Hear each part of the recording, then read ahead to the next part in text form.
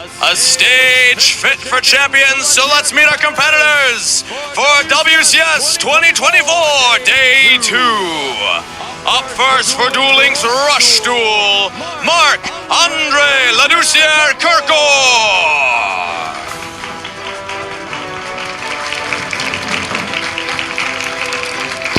And his opponent, Gabriel Tan-Yong-Jun.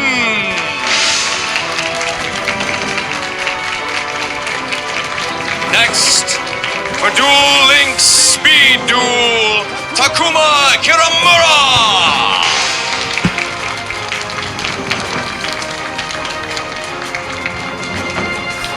And also Sebastian Villarroel.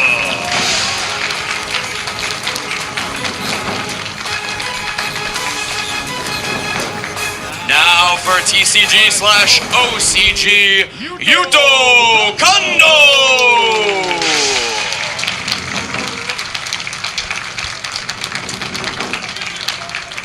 And please welcome Mark Solis!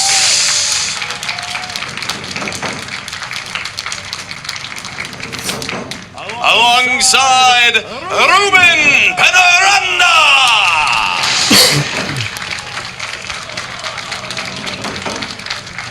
And finally, for our top four, Jose Santiago!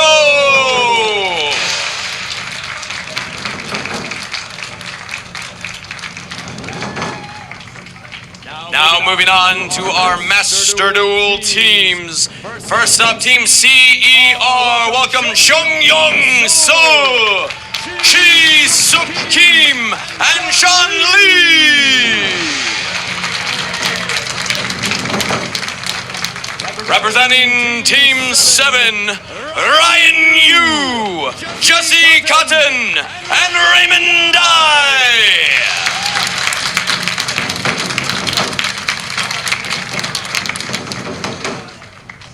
For Team Snipe Hunters, Joshua Schmidt, Emre Kizilates, and Jack Rory Steengamer.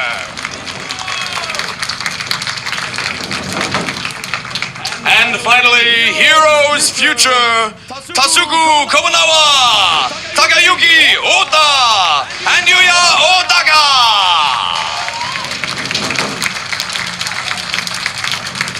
All into the stage as hopefuls, but only few will remain as champions. The stage is set and duelists are ready, so let's send it to the casters to kick off WCS 2024 Day 2!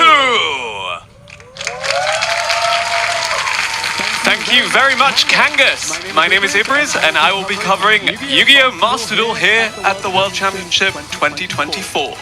And I'm Pheromone, aka Steven Darling, and I'm here to host your Rush Duel, Duel Links Championship, and your Speed Duel Duel Links Championship. It's going to be a good weekend this weekend. I'm Jerome McHale, and I'm going to be here alongside Billy and Asala for the semifinals and finals of the TCG and OCG divisions. This has been a fantastic weekend so far. I can't wait to see how it's all going to shake out in the end. Just some incredible dueling action, and it's been really exciting, too, to see the very first Rush Duel Duel Links World Championship. It's just been so cool, so amazing dueling action coming your way. Right, Ibriz? Yeah, exactly that. And also, Yu-Gi-Oh! Master Duel at this level being team-focused is super cool to see. We've seen so many good competitors from all over the world, and really exciting to see where we go from here. Could be even a repeat of last year's finals.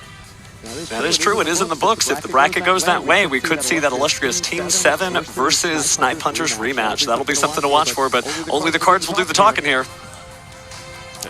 Well, the cards and us. And us, of course, and us. Just some incredible stuff, though. You have to say the energy here is absolutely incredible. That Taiko introduction, something that obviously every duelist dreams of being here, even the duelists who are here, but to actually see it is just something else. Yeah, absolutely. Honestly, again, just the energy from the teams competing in Master Duel, the duelists competing in the other categories as well. I always like the performances because it's a great way to get focused, especially if you're a player. You could see them off on the side, all standing and watching the show in unison, and it looked like they were this is how they were locking in to get ready for their championship matches today.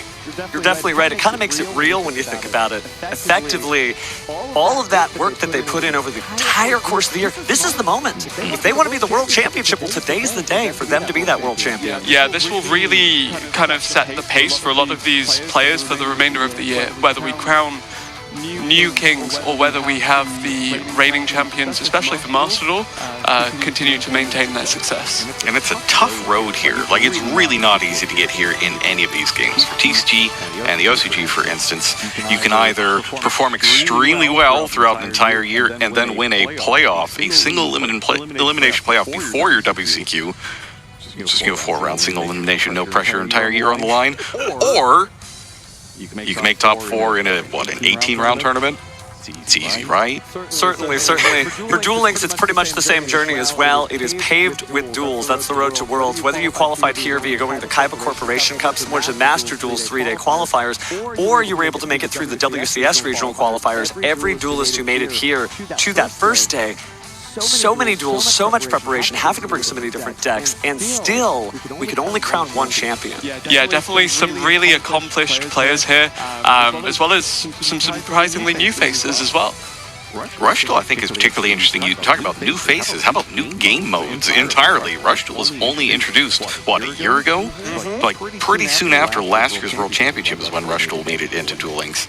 And we already have these really strong players here competing this weekend. We do. We got to see some repeat World Championship competitors make the stage, but we could only crown one winner, but we are going to crown the first winner. I mean, think about that. That's somebody who you could never take that away from them. They will be the first Duel Links Rush Duel World Champion. Indeed, and with Snipe Hunters being our first Master Duel champions last year, it'll be really interesting to see if they can repeat that this year. Speaking about the World Championship, again, it is a tournament to determine the world's #1 duelist in the following categories. Of course, the Yu-Gi-Oh! Trading card game, Yu-Gi-Oh! Duel Links Speed Duel, Yu-Gi-Oh! Duel Links Rush Duel, and Yu-Gi-Oh! Master Duel. And Master Duel, of course, is a team competition, as was started last year, so we'll have 3 champions out of that division, which would mean a total of 6 new, or possibly returning, world champions this year. Now, let's start off with the regulations for the 2024 World Championship, OCG and TCG regulations. These rules are based on the rules that were put in effect on April 1st, 2020. That means that monsters other than Link monsters and Pendulum monsters can be summoned from the extra deck to those main monster zones without the need of Link arrows. Each round consists of 1 match, and the first duelist to win 2 out of 3 duels, then that match wins the match.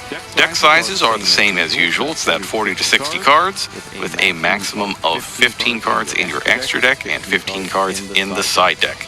However, there's a little bit of a difference in how the Forbidden and Limited card list works here.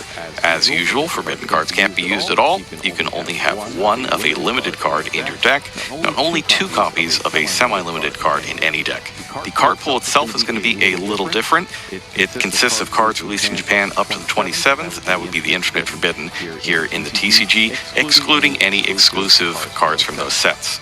On day 1, we played 7 Swiss rounds of 45 minutes of each and cut to top 8. We played that first round of single elimination top 8 at 55 minutes. Now today, on day 2, the semifinals are also going to be 55 minutes. And then for our final match of the day, there will be no time limit, though the players will still have to play at a reasonable pace. The deck building restrictions are a little bit different. Some of the OCG players are going to have to step a little bit back in time and others forward. Well, not to rush you, but let's talk about the Rush Duel regulations. Again, it's going to be the first tournament for that. The Forbidden and Limited list is based after August 9th of 2024. 5 decks have to be used with no overlap of character or skills. They have to set legendary skills in 3 or more decks, and they have a max of 3 copies of each card across all decks. The same legend card can be used in up to 3 decks as well, and you can select 2 tactical cards that effectively break those rules that can be used across all 3 or all of your decks. The limited cards can only be used up to the number of the respective numbers, so it is very difficult to create and craft the perfect decks, because when you use a card for one deck, similar to Master Duel, you're taking away from another. Similar to the Rush Duel regulations here, it's that same Forbidden Limited list of August 9th, and 5 decks with no overlap of those character and skills, but you get to set those legendary skills in 3 or more decks, and it's max 3 copies. It's crazy to think how all these different rules affect everything, because we really got to see that. If you haven't gotten to check out the VOD of the championship yet, yesterday, you definitely want to check it out to see some incredible dueling action. Seeing how all of these different decks were used and put together, it really shows that these duelists aren't just the best rush duelists in the world, they may be some of the best deck builders in the world. Now let's talk about the speed duel regulations. Very similar here. Again, it's going to be that August 9th is that cutoff. They'll also have to build 5 decks with no overlap of characters and skills and set 3 legendary skills across those decks. They have a max of 3 copies of each card across all decks, and similarly, but a little different, players can only select 1 tactical card that they can use across the 3 copies of all decks. So it is different than Rush Duel in that regard, and certainly made a difference in the championship yesterday. Definitely check out those matches. They're good ones. But it's going to be really cool to see some of these speed duels. You know, a lot of Yu-Gi-Oh! Duelists are going to be familiar with all of these cards, but skills are what makes Duel Links so different. They definitely power up certain decks that you may not be familiar with seeing at the top tables. So you may see some of your favorite things, like the Boar Link skill, right, with your favorite Dragon Link monsters, or maybe you'll see Sky Striker, but it's going to function a little differently here. Talking about the regulations, players can use any deck of their choice. However, the same deck cannot be used twice in a round. So duelists familiar with one another, if they played earlier in the tournament, will know, oh, he used that deck, that means he can't use it again, and maybe he's got those left. So they similarly have to compare each other's win records and decide what to use next. Been really interesting to see because, again, we did have a couple of rematches in the semifinals too. And rematches are on the cards again compared to last year for Yu-Gi-Oh! Master Duel. We mentioned Team 7 and Snipe Hunters, but let's talk about how they actually got here. So 2 decks per team member of the Master Duel category. The deck building regulations will follow the August 10th Forbidden Unlimited list. Main decks between 40 and 60, much like TCG, and the maximum of 15 cards in the extra deck. There are, however, a maximum of 3 copies of each card within a team. More on that in a little bit as to how teams can actually play around that. But limited and semi-limited regulations still apply to any card. It's a little tough being able to, like, only be able to use that 1 copy of 1 limited card throughout all of those different decks, huh? Yeah, because you're looking at teams of 3, you have 2 decks per team member. They do, however, have shared cards. These are quite similar to the ones you mentioned in the Duel Links one, Pheromone. However, with 3 of them, 1 theoretically per each teammate, each team can choose up to 3 shared cards. So that regulation where you can only have a maximum of 3 copies of a single card between all 6 decks no longer applies to these 3 cards. Typically we'd see that used on key disruptions that are used in almost every deck, but the experimentation that we've seen out of the various teams has been really interesting to see, and the way that teams can innovate on this, it adds another layer of nuance to just how you play Master Duel at that highest competitive level. So if I wanted to play Pot of Prosperity in my deck, and that's limited, could my whole team share it so we could each play 1 Pot of Prosperity? Theoretically, but why would you choose to use a shared card on something at 1 when you could instead have 9 copies, or I guess 18 copies? A lot of numbers being thrown around there, but it is 1 team comprising 3 duelists that we want to highlight. 12 teams were here at the start of day 1. We're down to 4 now. It is, of course, a effective best of 9, where the members of each team play against every member of the opposing team. The first team to 5 wins takes the round and advances. Teammates are allowed to communicate communicate with each other during the round, and can effectively help with the strategizing against the opposing team. It's interesting because since they all play each other character, or each other player rather, and they can have 2 different decks, you can help each other out. Okay, so he played this in this round, and your next opponent might be playing the other deck. So you know which both decks are once you get to play that player in your final round as well. Yeah, definitely, again, just the team format really adding an extra layer of strategy to this, whether it means you base your deck selection upon what you're seeing, but actually on the topic of things we're seeing. Oh, so incredible prizes there from all walks of dueling life, right? You've got the Time Wizard that everybody loves. You've also got the Rescue Rabbit plushie, but there's some really cool swag unique to the World Championship, including those playmats, an excellent deck box, and it looks like some great OCG products featuring Rage of the Abyss and Crossover Breakers. You also get extra packs of the sleeves. You got red and blue on there, and those are just the prizes that are given out to everybody who makes the World Championship. There are some other prizes as well, including the prize cards in front of us and the trophy that you saw on the streams yesterday. A lot of really good stuff that some people, like Billy, might do some horrible things to get. But thank you to Cubist for putting together these acrylics and the trophies for us this weekend. They look really fantastic, and they really show off those cool cards inside. Yeah. Absolutely some incredible stuff. Any duelist would love to take these home, but we're going to have to find out via the duels, right? And that's really the hardest part, too, because everybody does get to walk away with this beautiful experience. They do get the lovely prize pack that we saw. But all of these champions didn't come here to take second place. They came here to be the world champion of the respective formats. So we're going to see some good stuff today as they quest to get these 3 special cards. I mean, you take the title here, you have bragging rights for at least a year or probably a lifetime. Yeah? There's a lot on the line. If you thought the duels were intense yesterday, you better get ready and strap in, because it's going to be even more intense today. And in the TCG, these are going to be our matchups here. Yuto Kondo is going to take on Mark Solis in the first of our 2 semifinals. We saw Mark finally at the end of the day yesterday after he finished 6-0-1, undefeated but with 1 draw on the record. A very strong candidate to take it all. And then on the other side, we've got a rematch here between Ruben Penaranda and Jose Santiago. Well, we saw how it ended the first time around. We'll see if there is a similar result the second time around, or if the script is going to be flipped and have a different finals. There are 3 players from North America and 1 from Japan here in the finals.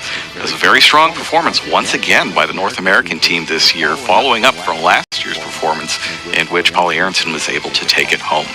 Mark Solis, as you might know, is taking the place of Polly here at the World Championship this weekend. Mark was the 5th place duelist at the WCQ, and the way it passed down ended up like this. Well, speaking of passing down, take a look at the Rush Duel bracket. Again, we are going to have just the finals today, so it's going to be Voltalon versus Quantum Cubes. Just some incredible rush dueling from both of them, so it's going to be interesting to see stuff happen. Very dominant victories from the looks of things as well to qualify for that. Absolutely. The 3-0 there was just difficult to watch because you want to see both duelists give it their all, but just as it happened, Voltalon took it 3-0 over Zeta, and Jorfio, fortunately, he was beat by Quantum Cubes 3-0, but both of these people are world-class duels. I'm so we'll see Jorfio and Zeta back on this stream again sometime. Oh, but just really great stuff. But speaking of great stuff, let's take a look at our speed duelists. It's going to be Tadashi versus Taku, who, well, Taku did beat him, so he'll advance to the finals. And Shelmy won 3-0 against Bisaka, and so that's why our finals are going to be Taku versus Shelmy. Just some incredible games there, especially as you mentioned, you know, those dominant 3 victories. That Tadashi versus Taku game was incredible because Tadashi went up 2-0 immediately, but then Taku walked it all the way back from the brink. So maybe he'll be able to use that tenacity, or maybe Shelby will repeat that against him. But it shows you that even on the World Championship stage, you are never out until you are out.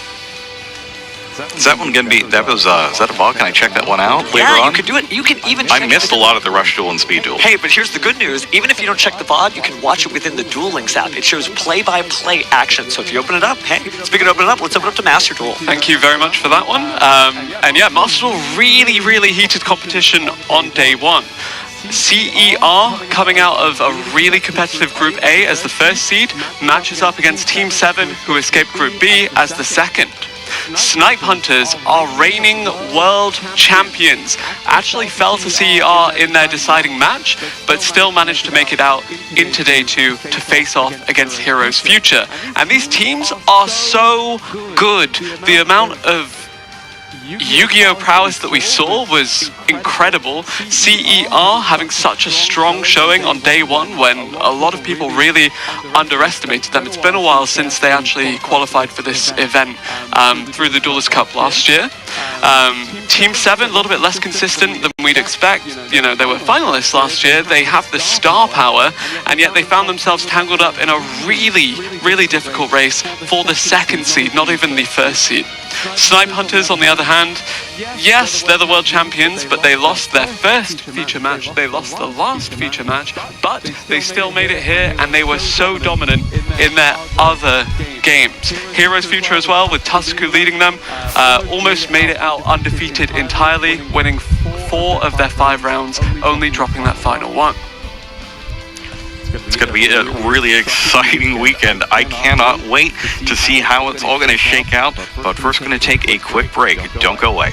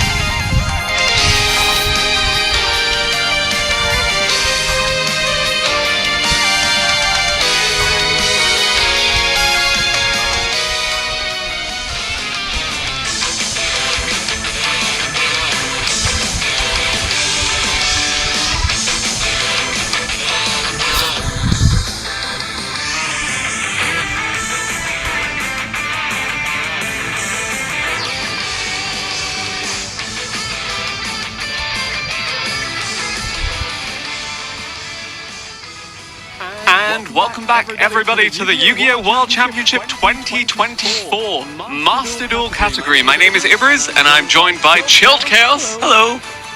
And Dizzy. Hello, we are back, and we are here with the semi-finals. Who are we watching today? We are watching one of either CER versus Team 7 and Snipe Hunters versus Heroes Future. I believe it will be the latter one. I believe it is Snipe Hunters and Heroes Future are getting prepared up there on the stage. We are on the main stage today for the feature matches, of course, and there's a lot riding on this. Obviously, you want to make it to the finals. This is day 2. They've had a night to sleep, a night to talk about, how their matches went, maybe what they could have done differently. What do you think is going through these players' heads right now? Definitely thinking we've made it this far. Let's just have another consistent day, because looking at the way these teams did get to this point, CER were surprisingly dominant in their group, but Heroes Future were unparalleled in the way they were. And I think Chilled has some stats on that. Well, so Heroes Future, with 45 games they played yesterday, took 29 wins. That's a .644 win percentage. That's the highest of the bracket of anyone else that played. Snipe Hunters, who they might be going up against, is 26 wins out of 45 with a .577. Now, I know that doesn't seem like it's too much, but Yugioh, it sometimes does feel like a coin flip, but being able to get .644 as your win percentage, that's incredible. Especially at this level. It will be Heroes Future taking on Snipe Hunters, and that will be who will be breaking down shortly. Yes, so we will see that in just a moment here. We are jumping in to that feature match. Let's take a look at the players. And on the left-hand side here, we have Heroes Future. This is Tusku's team. He is on a redemption arc, returning to the World Championship after exiting last year pretty early. But now he is ready. He is backed up by Maguro, by Goryoku, and they are looking really good, going almost undefeated in their qualification matches. Yes, absolutely. And the team to beat really going into this, we have 2 of the teams to beat if you think about it. And here we have Snipe Hunters. Snipe Hunters, of course, Joshua Schmidt in the middle there, the team captain, with Emre and Quantal quietly consistent alongside him, really looking at defending their world title. They all played fantastic yesterday, but now we have a fresh new day. Yesterday was a gauntlet. You're going through 5 rounds, an hour plus apiece. How is that going to factor in when we have a fresh new start today? Who feels rested? Who got a good night's sleep? I'm excited to see who comes out on top. Who's less jet lagged? Who's less jet lagged? No, I think it's a really interesting matchup to have the highest ranking team from yesterday versus the reigning world championships world champions from last year. This is sure to be a fun one. We have not seen this matchup, of course, because we are combining 2 different brackets here today. So this is gonna be pretty crazy, I think. And with the amount of games that Emre won for this team yesterday, I guess it could also come down to who is playing Flandreese. Yeah, absolutely. Sometimes you need that kind of surprise deck where you can just, I would say, outchase the meta with something a little more spicy. And actually, speaking of the meta, we've seen Fire King Snake Eye be so dominant on day 1, and a lot of the team captains taking that for themselves. Tusk is so good at that deck, while Josh maybe struggled to get things going. Well, they do call him Mr. Master Duel for a reason, isn't that right? Let's agree to that. Okay, we'll agree to that, Idris. So, coming into this one, we have Maguro and Goryoku as the remaining players on Heroes Future. Again, we mentioned Josh, Emre, Quantal representing Snipe Hunters. And we're going to see some, these opening decks here are pretty standard. I expect to see the Fire King Snake Eyes. I expect to see the U-Bell, Tearlament. It actually, correct me if I'm wrong here, I think it might actually be those 3 decks starting out for both sides of the playing field here. So it might come down to the secondary decks if they want to really mix things up. Yeah, so I was really intrigued to see the amount of success that Centurion had on day 1. That's a good one too. If not for Team Snipe Hunters than for the other teams. We saw the likes of CER's Nakwal actually splash that together with the Super Epic Samurai. Yeah, that was really cool. That was one of the highlights of day 1 for sure. But definitely, if you're looking for highlight reel worthy gameplay, these are the teams to watch. Yeah, I bet we're going to see some close games here. We are at the point where there's nothing about, individual games across Swiss rounds. We are talking about this is the match. We are in single elimination. I'm sure there's a ton of pressure on these players. And there's a lot of narrative behind it as well, because Josh, being one of the most prominent figures in the Yu-Gi-Oh community for his educational content, for his top-level gameplay, whereas you look at his teammates as well, and we said they were quietly consistent, but they are also so good and so accomplished in their own right. Quantal, during last year, won Tearlament's mirror matchups against Jesse Cotton, something that not many duelists have been able to do. That's a feat in its own right. I'm just wondering, now that you're face to face and we're about to start, are we going to see the dancing that we saw yesterday from Heroes Future? They were having a good time. Indeed they were. I think that was Muguro that was really happy with he was enjoying his how things were playing out. Actually, we'll see Josh now open up the Fire King Island. It's a good start for the Snake Eye Fire King deck. Yeah, Fire King Island, not bad. I didn't actually quite see what he was catching. I do see in Duel B there over there, Dimension Shifter being activated, which is pretty interesting as well. We also see Tearlaments kind of popping off with the Rhino Heart and Cashier Fenrir opening. Let's see what Josh is going to go for here and where he might be trying to play. Going for the Ponyx. From the looks of things, actually, Snipe Hunter's getting ideal starts across the board here for all three team members, because Quantal opening up Kashtira Fenrir is great when it's a one-of. Dimension Shifter as Flaunderies against any other deck is great. And now look, you have the Fire King Island, you have the Ponyx, everything is in motion. Yeah. Ooh, maybe Josh's hand couldn't quite get there. We do see 2 back row and a pass. I thought the was because the Kit Colossus was not Royal Finish. Oh, yeah, fine. Thus proving I don't have my binoculars open yet, but I am a little bit curious what Josh is going to be able to do from this position. Oh, that is painful. And just thrust opening up. And just making sure you saw it, we do know the Heroes Future is now currently playing under Max C. That did resolve, so yes. We're going to see what that entails and how much he's going to give him. Okay, we're going to chain the Skyburn for the thrust and the Ponyx. This will put the Ponyx in the graveyard at least, which will then prevent the thrust from just being able to add the card to the hand, which is very important. And looking at the records on the right-hand side of your screen as well, just, you know, Heroes Future approaching this as the first seed from their group.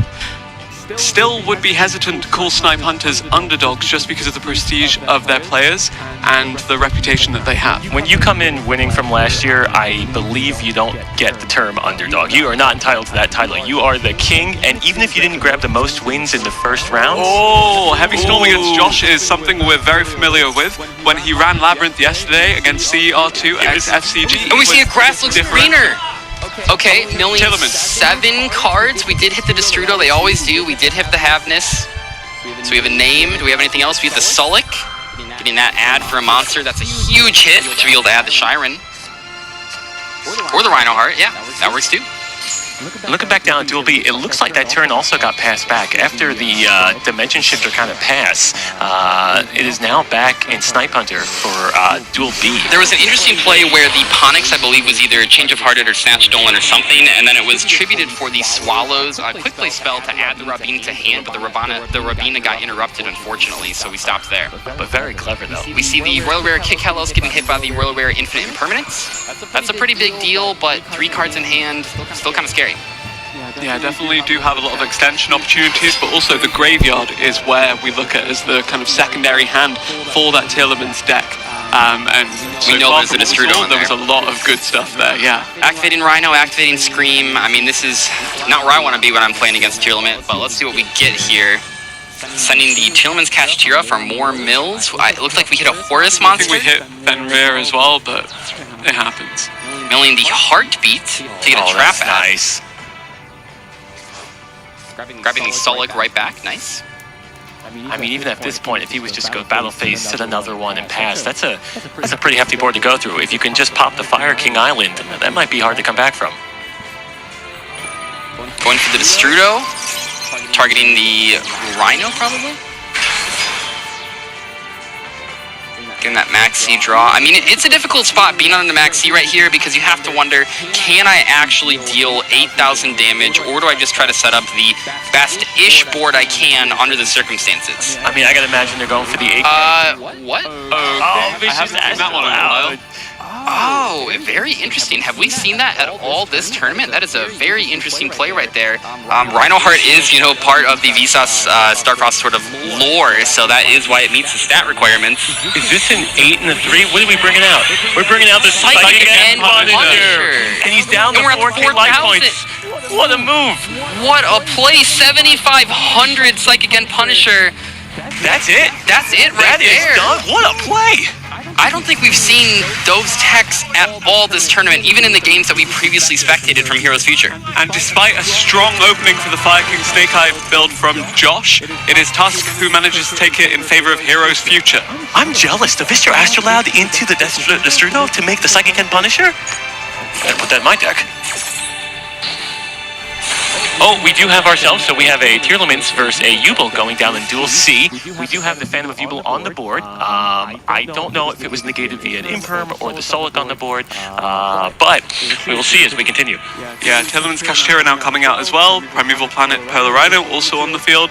You have the Fenrir we alluded to earlier. Everything looks pretty good for Tearlaments players so far in this series. Assuming that Phantom is not negated, yeah, it's going to be hard to play through just having one negate on the board, and they are just building and building. Again, we mentioned how good Quantal was at Tearlaments last year. Again, just going against Jesse Cotton, coming out on top. Seeing him stick with this deck, really impressive, because it seems to be paying off so far. All these players. I mean, even in the Duels Cup, won without a Max C using Vanadium. I mean, who does that? I'll tell you, Quantal does. Yeah. So, Yubel. Oh, I love Yubel. God. No, please. You want to know more about Yubel? Yeah, tell me. Well, a little bit about Yubel and how you outplay this. Super polymerization. Now, you see, if I was in this seat, which I'm not because I'm not nearly good enough, I'd have super poly set. You negate with your Phantom of Yubel.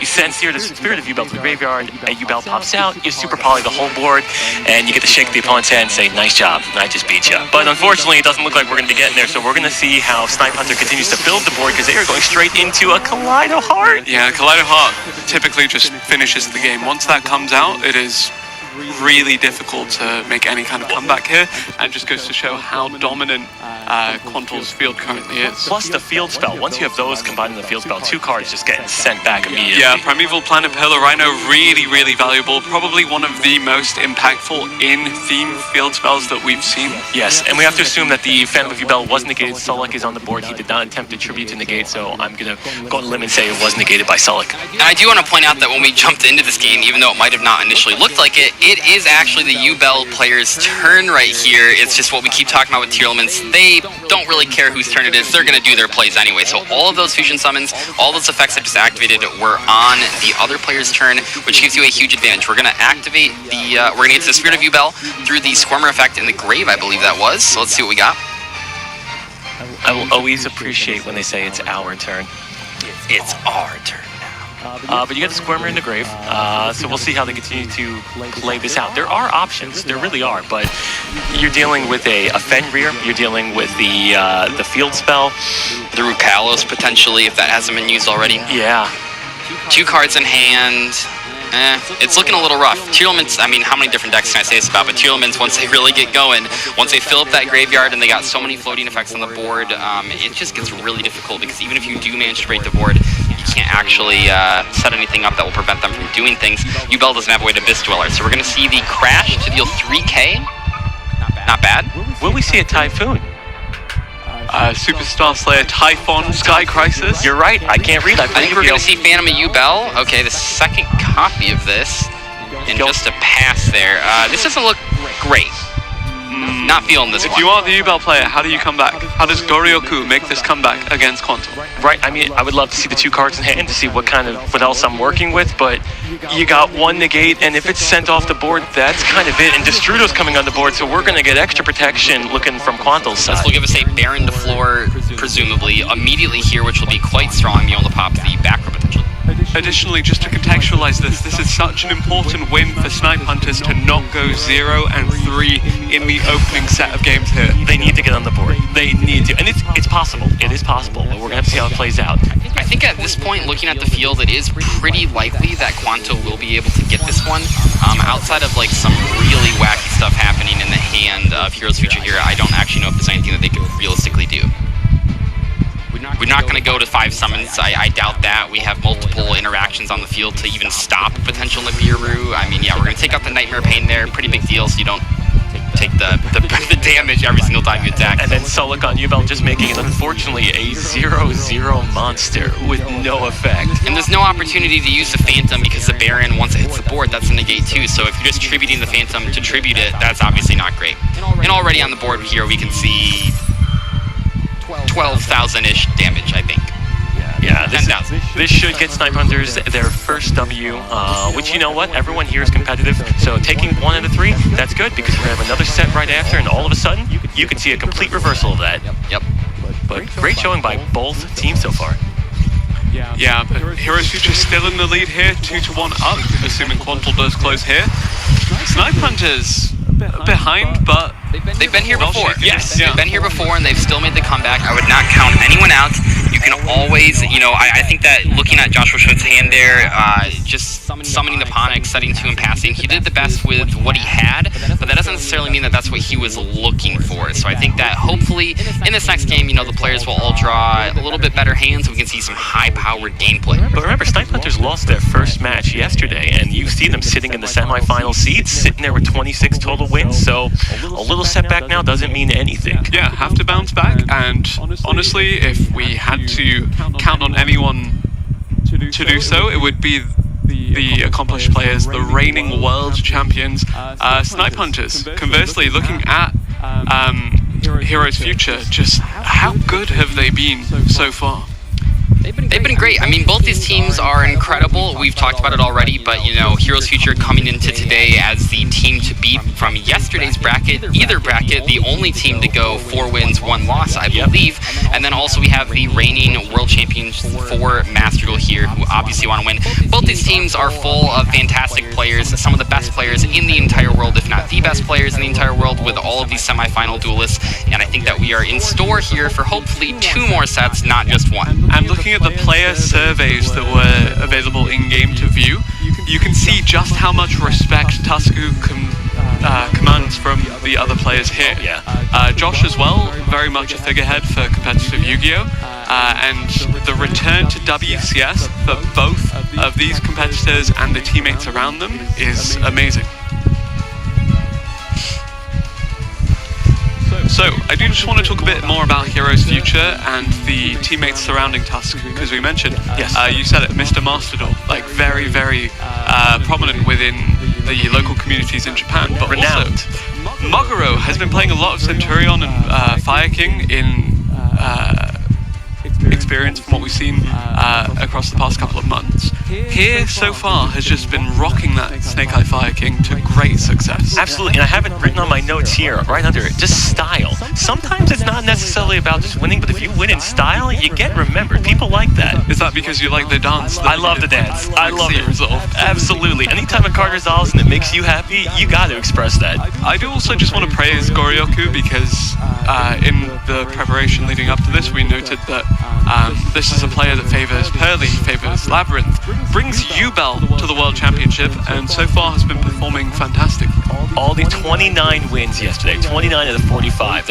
When you said they were doing great, they weren't just doing great, they were the best team. They are the team to beat. Now granted, like you said, the team that probably would have a great chance would be last year's winners, but they are the team to beat Heroes Future, and I'm excited to see how the next set of games wrap up. Yeah, and now that, I know I talked about this yesterday a little bit too, but I'm very curious to see what decks we see today. This year, more so than last year, people are sticking to their bread and butter, the Yubel, the Fire King, Snake Eyes. Are these decks just so much better than the other decks, or is it consistency? What do you think it is that keeps players coming back to these, even when hard counter picks exist out there in these duelist sort of back pockets? I think it's also investment of that limited card pool into these decks. Especially, you'll see the duelists that tend to pick the Snake Eye Fire King haven't really strayed from that. Actually, I believe Moguro hasn't played his secondary deck yet so far this tournament, because why would you when you're finding so much success with Snake Eye Fire King? I know every time you asked, you're just like, are we going to see the second deck? Are we going to see the second deck? And no, it was always that main deck that just kept coming up yesterday over and over and over. But if it's not broken, why change it? Not that this would necessarily be the only reason that it would happen, but one thing I want to point out with this particular format is that SP Little Knight, when we're looking at these deck lists, is primarily in that first deck spot. So if you're talking about 3 different players and they all have SP in their first deck, not that that means the second deck is worse, just because it doesn't have SP. We see different decks that can function without that, but it really does make it harder. SP Little Knight is one of the most versatile cards in the extra deck. It's a great link 2 that's good as like a way to push through fields. It's a good interruption. It's a great card just if your hand isn't ideal. It is a fantastic link 2 to end on if you only have 2 monsters, and not having access to that potentially in your secondary decks, I mean, that really does limit not only what you can do, but also it kind of limits what you can play. You're going to see sort of more stun strategies, more trap-based strategies that might not necessarily need SP Little Knight, but personally, you know, I think all these things do add up, and SP Little Knight is a big deal. I also don't think Flonderies needs SP Little Knight. Yeah, probably not. Just to banish off the prosperity, if anything. Alright, so we just got to worry about 2 other decks that could potentially use SP Little Knight, but as you see, the extra decks can be full of anything. Vicious Astrolaud and Psychic and Punisher came out of nowhere, and we didn't see those played at all yesterday. Now, maybe we missed them, but at least in the feature matches. Incredibly clutch. Yeah! I really love Psychic and Punisher just because it's Psychic, it ends games, and it punishes you for thinking that the opponent is not going to take it. Yeah, and I do want to mention, we've seen a couple of these activated, I think, throughout this tournament, and maybe not necessarily in the feature matches, but also in the lower matches. People are playing even Nightmare Cerberus as sort of SP Little Knight at home, and I think that is a pretty good option. Don't forget about the Nightmares. You know, they were really solid for a very long time. A couple of them are even forbidden at this point, but Nightmare Phoenix, Nightmare Unicorn, and Nightmare Cerberus are all fantastic cards. Maybe not as free as the SP Little Knight because you do have to discard, but you can potentially get that discard back if you do have a co-link, which is great. And I think that in this limited environment where you only have access to 3 copies of SP Little Knight, I'm pretty sure no one chose that as their shared card. Having those other options does help. How dare you call them the Wish.com versions of SP Little Knight? They are incredible, especially when you think about their synergy with SP Little Knight, since they tend to point to each other, allowing them to also get, like you said, that free card draw back. Hey, I mean, Cerberus can't be taken by Dark Charmers, so that's something. Exactly. So it's kind of like, not the Wish.com, but just maybe the brother that doesn't get invited to all the cool parties? I'm just stuck in the middle while you two have a conversation about the SP Little Knight versus Nightmare. They both have a purpose. Well, speaking of purposes, we're here to cover the semi-finals of the Yu-Gi-Oh! Master Duel category of the World Championship 2024. Again, the tournament was really competitive so far. Seeing just how Snipe Hunters struggled in that opening match against CER2 XFCG, seeing how they struggled again in that final feature match against CER themselves. And on the other hand, we mentioned just how dominant Tasku's team of Heroes Future were in terms of establishing themselves as a force to beat in Group B. One thing I wanted to point out there, in case you guys missed it, the Grasslook screener only milled 7 cards, and that wasn't because Josh had gone through a lot of his deck. We were looking at a 47 card deck. I know we talked about this at the very beginning of the day yesterday. How many cards do you play with Grass? Do you play 50? Do you play 60? It turns out just having a card that mills the top 7 cards of your deck, even if it's not 20, 7 is still pretty good, especially in a deck where every single card is good to mill. And we haven't seen that much of the Grasslook screener because a lot of decks do commit it to either the branded or the tier limits, and it really helps both of these strategies, but a lot of teams actually choose one or the other. We saw Jesse try to go for the left arm offering, and then it immediately got Ash, and it's very rough. So Grasslook screener, I mean, if you draw it, it's crazy, but maybe building your entire deck around drawing it, not the way to go. I would build my deck around it because I like to lose, but it's fun. It's fun losing. You can always get lucky. When you mill 20 cards, there's nothing better than that. Do people still play Needleworm in this format? Needleworm? Yeah, right? Doesn't it mill I don't think people have played Needleworm this decade. I'm dating myself. Okay. Yeah, great. Well, so still would consider Fire King Snake Eye the deck to beat, regardless of how successful Tier Limits has been. Those two, however, do have their own level of dominance relative to the rest of the decks in the competition. Do you guys, as duelists, do you ever look at some of these deck lists and you just think like how you want to incorporate something? So looking through what we just saw, where the milling of cards, and you see the tier limit cards, and you see the Visa Starfrost, it just gets me thinking like, maybe I should do that. Maybe if I build a 60 card pile deck, I should throw these in, and I get my Vicious Astrolaud, and I get my Destrudo. It's like, you get to learn from these people. And we've seen a couple different options here. I believe it was Quantal, or perhaps it was on Team 7, but with Trick Clown, Reform Mage Trick Clown was in one of the wasn't decks. expecting that. I believe it was. And what makes that card so interesting is that it helps you make, rank 4s, potential Link monsters, and it's just a free card. Also not necessarily a bad draw. It is a level 4 monster. You can discard it. It's going to trigger no matter how it goes to to the graveyard. It's a very powerful card that we've seen in the past, but I think in tier limits right now, pretty cool option. And on the topic of those level 4s, just seeing the innovation of these graveyard-centric strategies actually then adapt to have access to the rank 4 Abyss Dweller to shut down the opponent is really, really promising. I mean, Dweller is great against Fire Kings, it's great against Yubel, it's great against a ton of strategies in this format. Not only for locking off potential combos, but locking off follow-up. We see, so many of the graveyard effects that happen to give you more advantage when your turn rolls back around. Dweller can cut that off. If you think about all of the Snake Eyes Sinful Spoils cards in the graveyard, the spell cards, they both have different effects, and you can cut those off with the Dweller. I think Dweller even buys you more time than the other card we're talking about, Typhon? Super Star Slayer, Typhon, Sky Crisis. That card, yes, Abyss Dweller will buy you 2 turns. Well, that card may only buy you 1, but again, you got to use 2 level 4s. Doesn't always happen. I like how you say that. It gets you excited every time. It does, honestly. Can you say it 3 times fast? Great card. Probably not, but what I can say is that we are about to head into set 2 between Snipe Hunters and Heroes Future.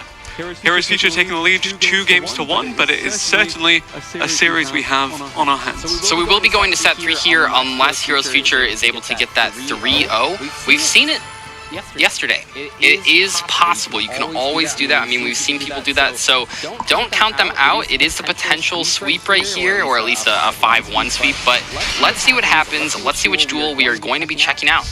It will be Quantal versus Maguro here. Tier limits, you have to imagine. Yep, there's the opening up with Insetti. Actually discarding Maxi off of that. Tier limits versus, I suppose, Snake Eye Fire King. Yeah, and I mean, I gotta say it. Royal Rare Insetti, Royal Rare King Sarcophagus. This is so great. I love these competitors' Royal Rares. It's awesome. A reverse of the previous set where we saw Tusk's tier deck actually beat out the Snake Eye Fire King from Josh. So let's see if history repeats itself. Max C now coming down. I think it's probably safe to say that Heroes Future does not have a Ash in hand, otherwise you would have Ashed Amsteady. But playing under Max C, we could see maybe they get one. It's tough, and it is important, just in case you guys don't remember. I think most people know it, but you have to Max C pretty much immediately there because the Imseti and all the other Horus cards, their summon does not start a chain, so you don't want to get... that never feels good, right? Your opponent normal summons level 1, and then they link Kribo, and you haven't Max C'd yet. Same thing with the Horus cards. You want to do it preemptively. Might not feel good because it's like, oh, they could just, pass and not summon, but I think that we are going to see a Triple Tactics talent drawing 2 cards. Okay, so not choosing to look at the hand. Obviously, there's no Monsters of Steel. Drawing Foolish Burial Goods. Is this going to send the Tribute Karma? Or potentially something else? I don't know. I guess there's all the tier limit cards. Karma, very smart. I will say, I think every time we've seen Maxi resolved, it was almost instantly followed by a Triple Tactics Talent or a Triple Tactics Thrust. Now, one thing I do want to point out that's important to remember with tier limits, not only can they super combo off, and we've seen them make insane boards, and I think we might see Quantal do this right here, but we'll see. I think one of the things that makes them so viable in Master Duel is that they can actually play into Maxi pretty well, because all you really need to do is summon a Kit Kalos and get a trap card, set up your graveyard, and you can still do a ton on the opponent's turn. Remember, it's not the opponent's turn, it's our turn, so I think we might see that right here if we just go into Kit Kalos and pass, which is not a bad play at all.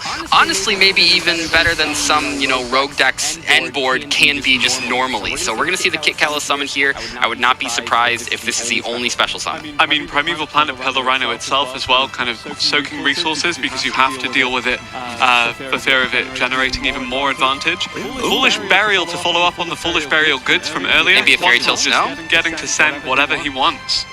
I don't know. Oh, okay. Putting the Keldon Grave, so we do have an interaction there. So we have a number of interactions, and, we also have an unknown back row too. I think one of the cards in hand might be Maxi, just because of how willing Quantal was to send it with the initial play.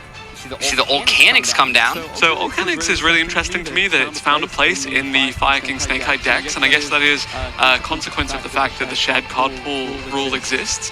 Typically you'd see it in pure Fire King to act as an extender, to access Garunix to get you going again. But now actually finding a place for itself in a lot of the main decks for the Snake Eye Fire King players.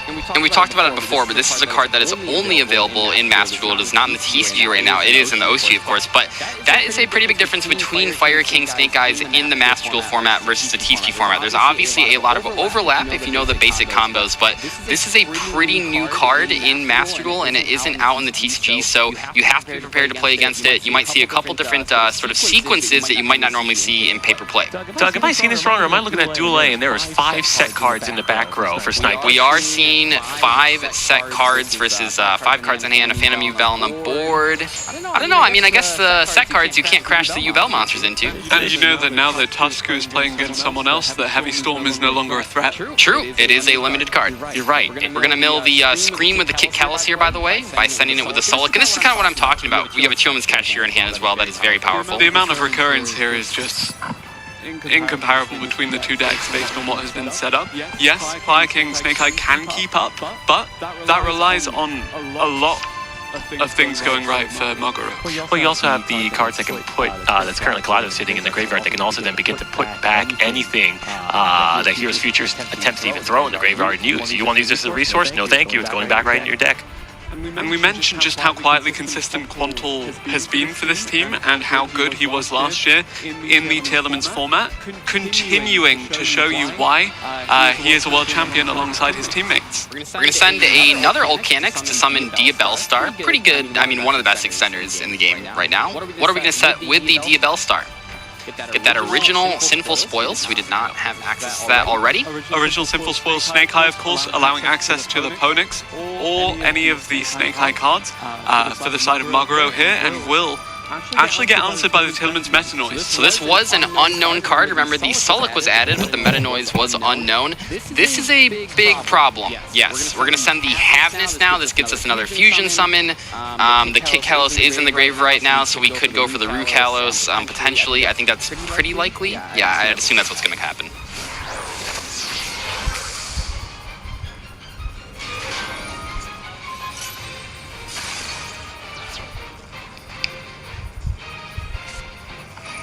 Bonfire now coming out to search for Fire King Snake Eye cards and just helping out reinforce Maguro's hand. Still very, very formidable field and graveyard from the side of Quantal, but Snake Eye's Poplar will go a long way to just helping establish this Fire King Snake Eye. Tillerman's Rule Kalos effect now actually coming out on the chain, so let's see what happens.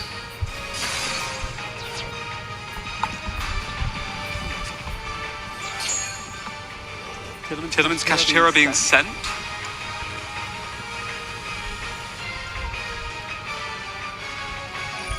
I'm so sorry, I looked away. What was the set card, Ebers? For those that might have been looking at the ground or something? The flip face down with Yes. the Diabellstar of the Black. Okay, it got flipped face down. Thank you very much. I'm a professional here. Legendary Fire King Ponix actually now able to be accessed. Maguro again just getting extension. Maxi hitting the grave again for Quantal. Haven't actually seen one activated. So maybe it was just an initial, hey, I'm going first, I'm not going to use this, I need the resources.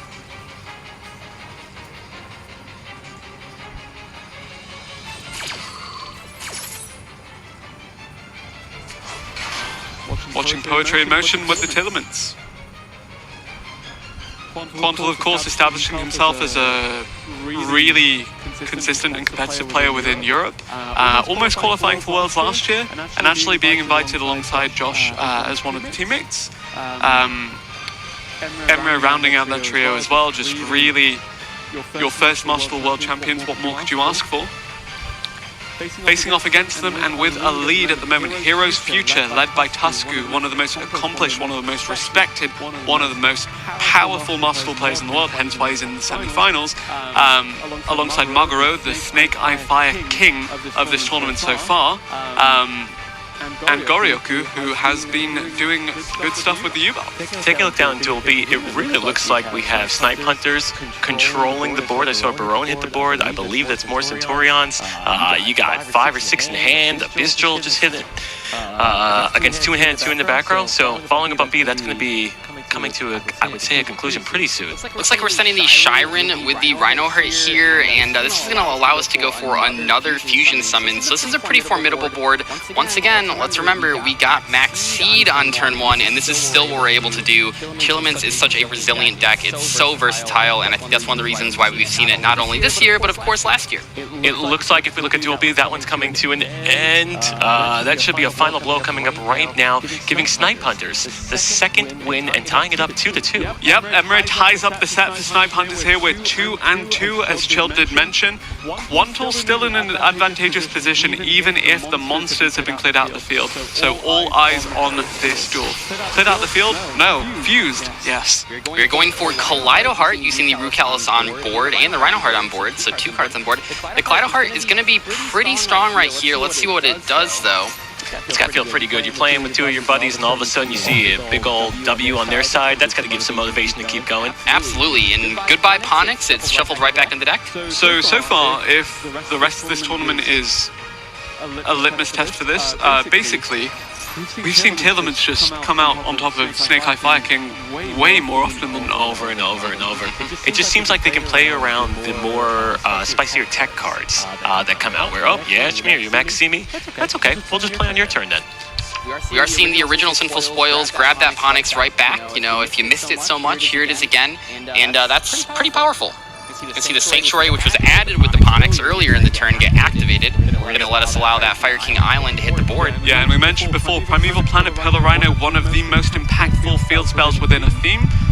Fire King Island, very similar in that regard. It's true, and unfortunately for me as a collector, was only available as a common for a long, long time.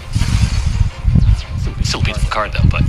Destroy the Volcanics, add the Sacred Fire King Garunix. I mean, this is where you want to be as a Fire King player. We are, you know, going through the motions here. The Volcanics is going to trigger as well. This looks pretty strong.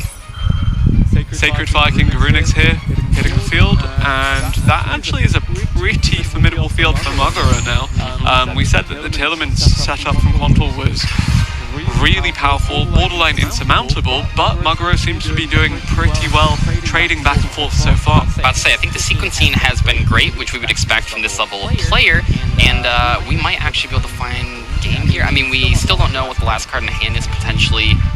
Let's take a look, though. I mean, maybe it's Nibiru. I kind of doubt it. It feels like we've seen no Nibirus this entire tournament, so I don't know if I'm going to expect it here, but we are seeing the Kirin activate.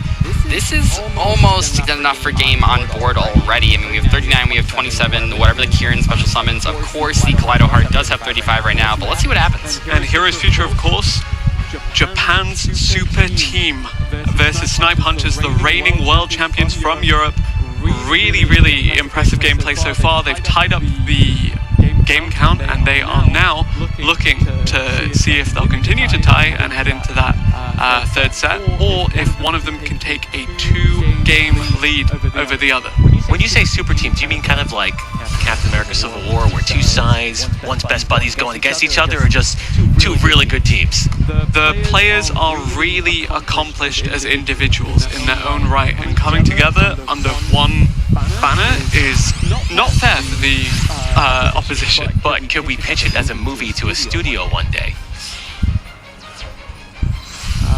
We shall see, as Fire King High Avatar Garunix actually gets linked off for the Dark Charm and Gloomy.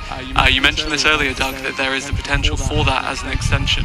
Of course, I mean, these Charmer cards have shown, I mean, we've seen Dark, we've seen Hida, we've seen Lina, we've even, I mean, pretty much all of them have had their moment in the game. I think even last year we did see some of the Water Charmer in the Tier Limit Mirror match, but we will see here where we go with the Dark Charmer. They're just so good because it means that you can turn any 2 monsters into now 3 material for a link, and then you can just keep climbing and climbing, and it makes playing Fires and Darks kind of dangerous because you know that your opponent could have these, most likely has these in their extra deck. Doug, I'd let you be in my movie. Thank you, I appreciate it. We're gonna sit on the side. We're gonna activate the Keldo, shuffling back 3 cards in the deck, or 3 cards in the grave. That will make the Dark Charmer not actually resolve. We no longer have the target for it. Actually very well played there to use the Caldo reactively. Typically you'll use it to interfere with the opponent's graveyard to deny some plays there. But having the kind of presence of mind to be able to recognize you need to make a change on your side is great. And remember, that was the card that Quanto Foolish burialed when he got Maxied. So we're not really seeing necessarily a huge board on the Fire King side of the field. Let's see what they end up going for. This might be a Princess into some higher links. Maybe not, though. Oh, the it is just SP Little Knight. Just an SP Little Knight. It's still SP Little Knight. Yeah, just one of the best cards in the game. We go the SP Little Knight on field effect. It is main phase 2, so we don't have to worry about not being able to attack directly. Sulik is gone, so there's your continuous, essentially infinite impermanence now gone. So we draw to 2 cards in hand. I'm not really sure. Is there anything in the graveyard that actually can activate at this point? I mean, Primeval Planet Pillar Rhino is still on the field though, so I'm hesitant to count out the Telements deck from Grief is a good draw too, especially in this situation. Kaleido Heart making a return. For a brief period. Yep. But, hey, she's back. And of course we're going to get the Pellerino effect, correct? Yeah, Primeval Planet Pillar Rhino should be resolving here. I think it'll be after that happens. Yeah. Okay. But we will get the Collido Heart effect to target a card and shuffle it back. I'm assuming this will force the SP. Let's take a look, though. Yeah, so the face down monster, remember, is Diabell Star the Black Witch. But actually, that looks to be the target. I think Quantal at this point knew that SP would be activated in response. So by doing this, you still get rid of the Diabell Star. And don't forget, I think it is easy to forget because she has so many other good effects. Diabell Star does have an effect on the opponent's turn when it goes to the grave. So I think that, is a decent enough reason to get rid of it right here. I think it's a very good play there, getting rid of the SP and getting rid of the Diabell Star, preventing some of that follow-up. And we're making a Kit Kalos. Oh man, a Kit Kalos with an open board. This is going to be rough. Now, there are still cards that are sitting in Heroes Future's graveyard that can pop back out, but it all depends on Heroes Future being able to destroy a fire monster to get that chain started. And that shuffle back does mean that we see Primeval Planet Pillar Rhino start to come online again. Popping that Sanctuary, of course, you need to get rid of that before you deal with the island. Now, popping the island is going to be good because you can get rid of their sort of follow-up, but they don't have any monsters to destroy. And I will note that despite losing 2 of the first 3 games in that set, Snipe Hunters have been able to make a comeback and win both of the others here. Josh was able to take down his opponent, and we moved to 3 wins for Snipe Hunters versus the 2 of Heroes Future, but this duel is not over yet. Quantal taking on Maguro. I know it's only a chain 2, but this is going to be a lot of interactions that are about to happen. You have the other tier limits getting sent to the Fairy Tale graveyard. Snow. Fairy Tale Snow off the top. Yep, absolutely. I mean, at this point, we have milled a decent amount of our deck. I mean, at least like a quarter of it. So the more that you mill with tier limits, the more inevitability starts to come into play here, because when you have those bombs in your deck, like Fairy Tale Snow, as soon as you hit, I mean, that has to be one of the best random mills that you can get. You don't really have a way to directly send it outside of like a Foolish Burial where the tier limit cards you do. Fairy Tale Snow going to banish 7 spells. That's what you love to see. You don't want to banish monsters. Now we're looking at what, 7K on board at the moment? No, 7350. Quick math. 7350 is not quite 8,000, however, but here we go into maybe Abyss Dweller to shut down the graveyard. No, Dugaris! We've seen this a couple times, I think even from Quantal. Dugaris can special, it can draw, it can do everything. Skip the battle phase to your next turn. Oh, we're going to double the attack. That'll That put should it be to game, yeah. 7,082 on board. But you have the Rukalos. We have the Rukalos to negate, but Rukalos will have to send for that, which will mean that it'll be off the board. If it is sending itself here, it will be off the board. Maybe we have a Chillman's card in hand. That's really what it's going to come down to. If it has to send itself, it won't come back at 7,000. It sends itself. Oh. So, I mean, I want to keep in mind here, the huge counter. That is one of the first and only times we've seen Nibiru resolve, and it did keep Heroes Future in this game. But you do have is Snow coming back out. Yeah. So we have 1,200 with the Snow. We're looking at a nice 3050. I mean, we're close. We have 6550 on board right now. That's good. I mean, that's good. You do have to kind of worry about that Fire King Island because that is follow-up, but you still have the Rukalos. Yes. So one summon you can negate, you'll have to summon Rukalos, but that's fine. And you still and probably going into like SP here with the Fairy Tale Snow and Grave. I think it would be very difficult to deal with this. Do you just banish the Fire King Island? Absolutely. Let them draw it. They're going to draw the W. See you later. This is a top deck right here. This is what's going to determine it. It's like, what top deck can you draw that will deal with the SP, the Rukalos, the Kaleido Hearts coming back, don't forget that, and the Fairy Tale Stone Grave. I was saying all day yesterday. Sphere mode. You know, unironically, this would be insane for Sphere mode. If you draw Sphere mode right now, you win. Of course, nobody ever takes my advice just because I've never been top 100. Things looking pretty good for Quantal here with the Tailorman's deck. Can he continue to add to Snipe Hunter's lead in this set? We'll see. Mugaro, Snake Eye Fire King, it has ways back into this game. Tell me a bit, Dazif, about what those ways could be. This Probably is not normal summon mix. Probably not. You know, that I like doing that though. It's like showing your opponent, hey, by the way, I drew this, you know, not as my 6th card, but it feels like the 6th card. Drawing that after your opponent just special summon 50 times doesn't sound great. I like how that happened and Quantal didn't even crack a smile. He's still all business all the time. World title on the line. We will see who will be our first finalist based on the results of the next set, but who will approach that either with a tied up 3-3 or a 4 versus 2 lead for Snipe Hunters. This game will decide. I think this weekend, how many times have we seen just Max C on the board as a normal summon or special summon? We're coming up on 5 times. Quite a bit. And I think that what we're noticing here, and I've noticed this even when myself, you know, I've gone day 2 of a YCS or whatever, which is nothing like this, but I think that when you go to the second day, it's a totally different environment. The players aren't necessarily going to be as animated until they win that title, and they are locked in, and they want to make sure there are no missteps, no misclicks, no misplays, and I think that that's why we're not seeing them be as animated. They'll have this normal summon here. You have to consider this to be just Underworld Goddess of the Closed World? Just for fun? We haven't seen that summon once this weekend. Just for fun? Yep, there we go. Underworld Goddess of the Closed World. It's the safest way to lethal right there. Okay. That's kind of crazy. Yeah. Well, it's giving you 1 negate from the graveyard. Mugaro does manage to hold out for another turn. From Quantal's perspective, though, we now are on the crackback with 9,000 damage on board versus 1,450 life points. All 3 cards have good interactions. Like you said, Chill, the Underworld Goddess is not only used for breaking boards, it also does have that graveyard negation effect, which is especially handy in a matchup like this. Yeah, any of the competitors' decks, you get an Underworld Goddess, and it's, you know, you're turning off a little bit of the graveyard. She's right up there with the Abyss Dweller. Shout out to Abyss Dweller.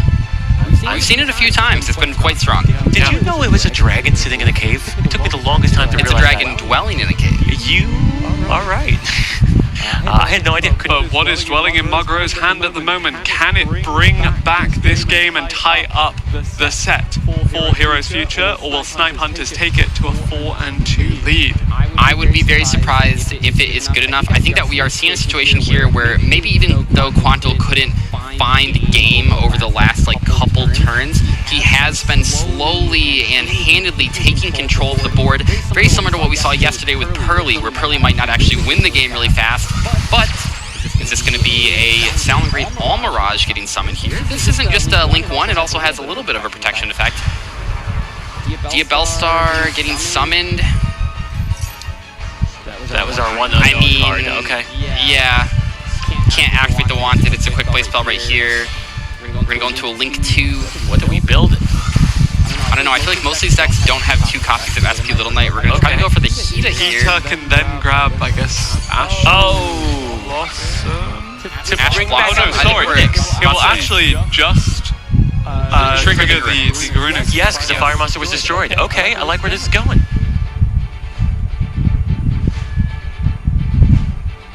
Underrated effect of that card. Yeah. But both Underworld Goddess and Rukalos, could they both handle that?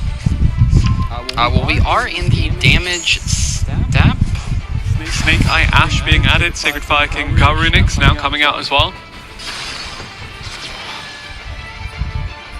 What would you clear off the board right now?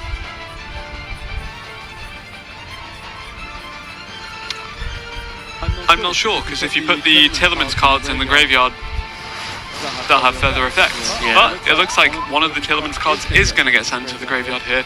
Sacred Fire King Garunix actually managing to swing over that one, and Snake Eye Ash now starting another sequence. And what was, I just wanted to point out real quick, the reason that we couldn't use like the Rue Kalos or the Unrolled Goddess was because it was chain blocked. So Was there a chain block? the Okay. Hida was chain link 2, the Sacred Fire King Garunix was chain link 1. So, you know, the Garunix is what you want to stop, but unfortunately it's kind of blocked down there beneath the Hida. Now, we don't know the one card in Quanto's hand right now, but it's kind of looking like he might have, Hero's Future might have carte blanche to do whatever they want to their Snake Eyes combo. Yeah, we have really seen this go back and forth. You know, maybe I counted Fire Kings out a little bit too early. I did kind of forget about that Garunix that's been engraved for several turns now. And there's the big boy Flame Burst Dragon, something you don't want to see when you're only staring down with one Kaleido. Now, we still have the Underworld Goddess effect, so Flame Burst goes to the graveyard.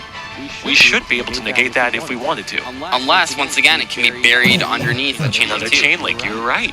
But you can't always, you know, do that. We are going to see the effect on the board. Yep, there goes the Underworld Goddess to the closed world. Okay, removing that graveyard negate. From Quanto's perspective here, I mean, the good news is you know every card your opponent has. It's all completely known knowledge.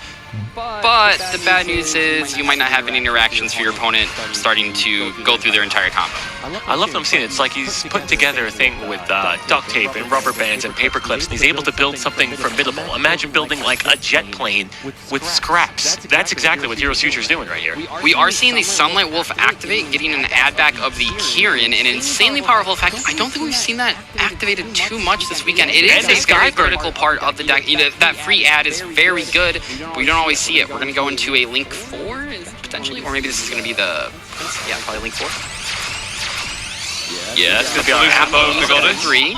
And you know you're sitting on Skyburn, you have a Fire King Ponix inboard, you're going to start blowing up the field, and you're sitting on an Apo for 3. What a turn! What a 180 things just occurred! Yeah, this has been incredibly back and forth. No one has been out of this. The Appaloosa will be able to negate the Kaleido Heart. It will go down to 1600, which is not as powerful. And then you have to wonder from Quanto's perspective, your opponent's at 300 life points. They have a Wanted face down. They have the Kieran in hand. The Ponix is getting add back. So you can't discount the Kieran interaction here, but the Appaloosa is going to be the hardest part to deal with. You can't also discount just hard drawing something that might be 1900 attack points and just running over the Apo. That is true. Where's that Gemini Elf when you need it? Exactly. Left it back in 4th grade 20 years ago. And despite the Snake Eye Fire King deck historically throughout this tournament, throughout day one, and even throughout game one of this set, being at disadvantage versus the Tearlament's deck, we actually see Maguro managing to potentially edge this one out. We're going to see with just a pass and knowing you have Apo too. I mean, 25 plus 16 is, we're almost there, so Quanto's hand must not be looking so hot. I want to see the Looks like dance again. I maybe want to see the he had an dance. interaction. I'm not entirely sure. We're gonna see the Kieran activate. That's 2400. I mean, this is, if there's no interactions from Garunix Quanto's is coming side, back. That's this is it. gonna be it. What an interesting game. This has been incredibly back and forth. Both players at different points down huge amounts of card advantage and able to come back. And that really does show the power of both of these decks. You know, we've talked about so many times why Tearlaments keep popping up, why Fire King keeps popping up. And you are seeing it right here. There are not many decks that have this much staying power. And we are going to see Fire Kings pick it up. That was incredible. That looks like an exhausted battle right there. This is why Maguro has not changed from Snake Eye Fire King all tournament long. You want to see that. Look at the energy. Look at the happiness. And honestly, the thumbs up to the opponent as well. That's all I can ask for. Just a good game. What a great job. Thumbs up for camera as well. So we've seen 2-1, 2-1. Yep. Now we are going into the last game. These competitors are all completely even. What are we expecting to happen in this final game? Things are 3 apiece right now, but honestly, like we've seen each member of each team win out on a game. You can almost cut the tension with a knife. Obviously, these players want to have a good time. Obviously, they want to, have some fun playing Yu-Gi-Oh! But we are in the semifinals of the Master Duel World Championships. You got the highest seeded team from yesterday going 4-1 with Future Heroes, and you also have the reigning world champions from last year with Team Snipe Hunters. This is going to be a crazy one. I'm glad that we're not just seeing a complete blowout. Luckily, I think when you get to this point, unless one side is like bricking every single game, you're not going to see that. But it is very cool to be going to the final games here, and you just need to see one team get 2 wins. This is what it all comes down to. Yeah, and I did say that each player won from each team, but actually it was Snipe Hunters who had each representative win a single game so far. Whereas for the side of Heroes Future, it is the Fire King Snake Eye from Maguro that has picked up 2 wins. Okay, so you're going to want to see a little bit of back and forth going on, but when I kind of look at this, right, it is a reset. This is a clean slate. Even if you lost both of your matches, it does not matter now because your team needs you. You put the past behind you. It is 3-3. Best of 3 wins right now. Indeed. And both these teams now coming into this need to refresh. It's been reset to a single set. Whoever takes 2 of these next 3 will win it. Yep, and we also have the other semifinal match going on as well. I don't think we have the result of that one yet.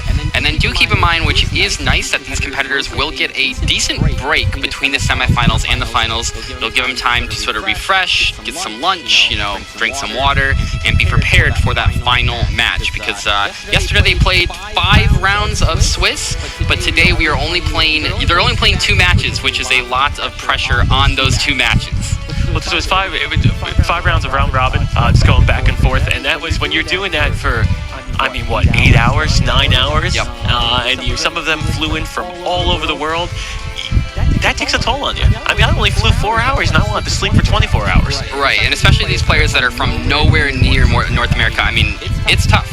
Yeah, absolutely. But, you know, that's what makes them world champions. When you can get up at 6 o'clock in the morning and compete at this hour against other people who are just as good. And just to further contextualize this, these are 2 of your top 4 teams in the world for Yu-Gi-Oh! Master Duel right now, and they are spearheaded by some of the most accomplished players in the world. Tusk, for the side of Heroes Future, is the most popular Master Duel player in Japan. He is so good at the game, and he's matched off against Joshua Schmidt, who is returning to the world stage for, what was it, sixth time? At a minimum. He has returned to the world stage. He's had 4 YCS wins. He was last year's world champion. He's competed in 6 world championships. He's taught me everything I know. Well, not everything, but we got a chance to play together in the second Master Duel Invitational, and he Just as prestigious as the World Championship, when you think about if not more, because it had me. Right. But you know, he set me up with a. has you. Well, okay, but like, you know, not this level. Well, the broadcast is lucky to have me. But no, he set me with a Vanadium deck, and I went 3-0, and I knew deep down there was a sense of pride, almost like a father when his son hits his home run for the first time. And it is 3-0 that would be the ideal score for either of these teams here, but 2-1 is enough to make it and progress into the finals. You see, they are resetting themselves, they're gathering their thoughts, they're approaching this. Maguro looking pretty happy in the back there, ready to play Snake Eye Fire King. You have to imagine for a 3rd time this series. If we could see a dance from any of the competitors, hey man, that means they're having a good time. That's all I can ask for. We might see a pop-off after this one. I mean, getting to even have a chance to be in the finals is a huge deal, but especially, you know, these are 2 incredible teams. I feel like we keep saying that, but they are very excited to be able to play in the next round. And it all comes down to this. And I do wonder what this means for the likes of Josh and Emra in particular, because playing Snake Eye Fire King, arguably the best deck in the format, and losing, whereas finding a win with that Labyrinth build that was so strange, and got heavy stormed for our opening round yesterday, but also Emra, the pet deck, the Flunderies that was so good in day 1, opened this set with a loss, and then Centurion was what managed to find a way back in. Oh, okay, but we've seen the Centurion. It's a super heavy Samurai Centurion build we've been seeing, correct? From I think Emra is a regular one. Just a regular Centurion. I will say, okay, you know, we mentioned that tier limit deck, and we didn't see it on the feature, but I believe Josh actually did play, not tier limit, Labyrinth. I believe Josh actually did play Labyrinth that last round and got the win, so maybe, you know, of it as the feature match curse, but in terms of just being a game, it still has the capacity to win. We saw a lot of different trap cards. It looks like it's maybe not super monster heavy. I don't know. I mean, I tried to look in the bottom corner. I saw Lady, I saw Lovely, as you expect.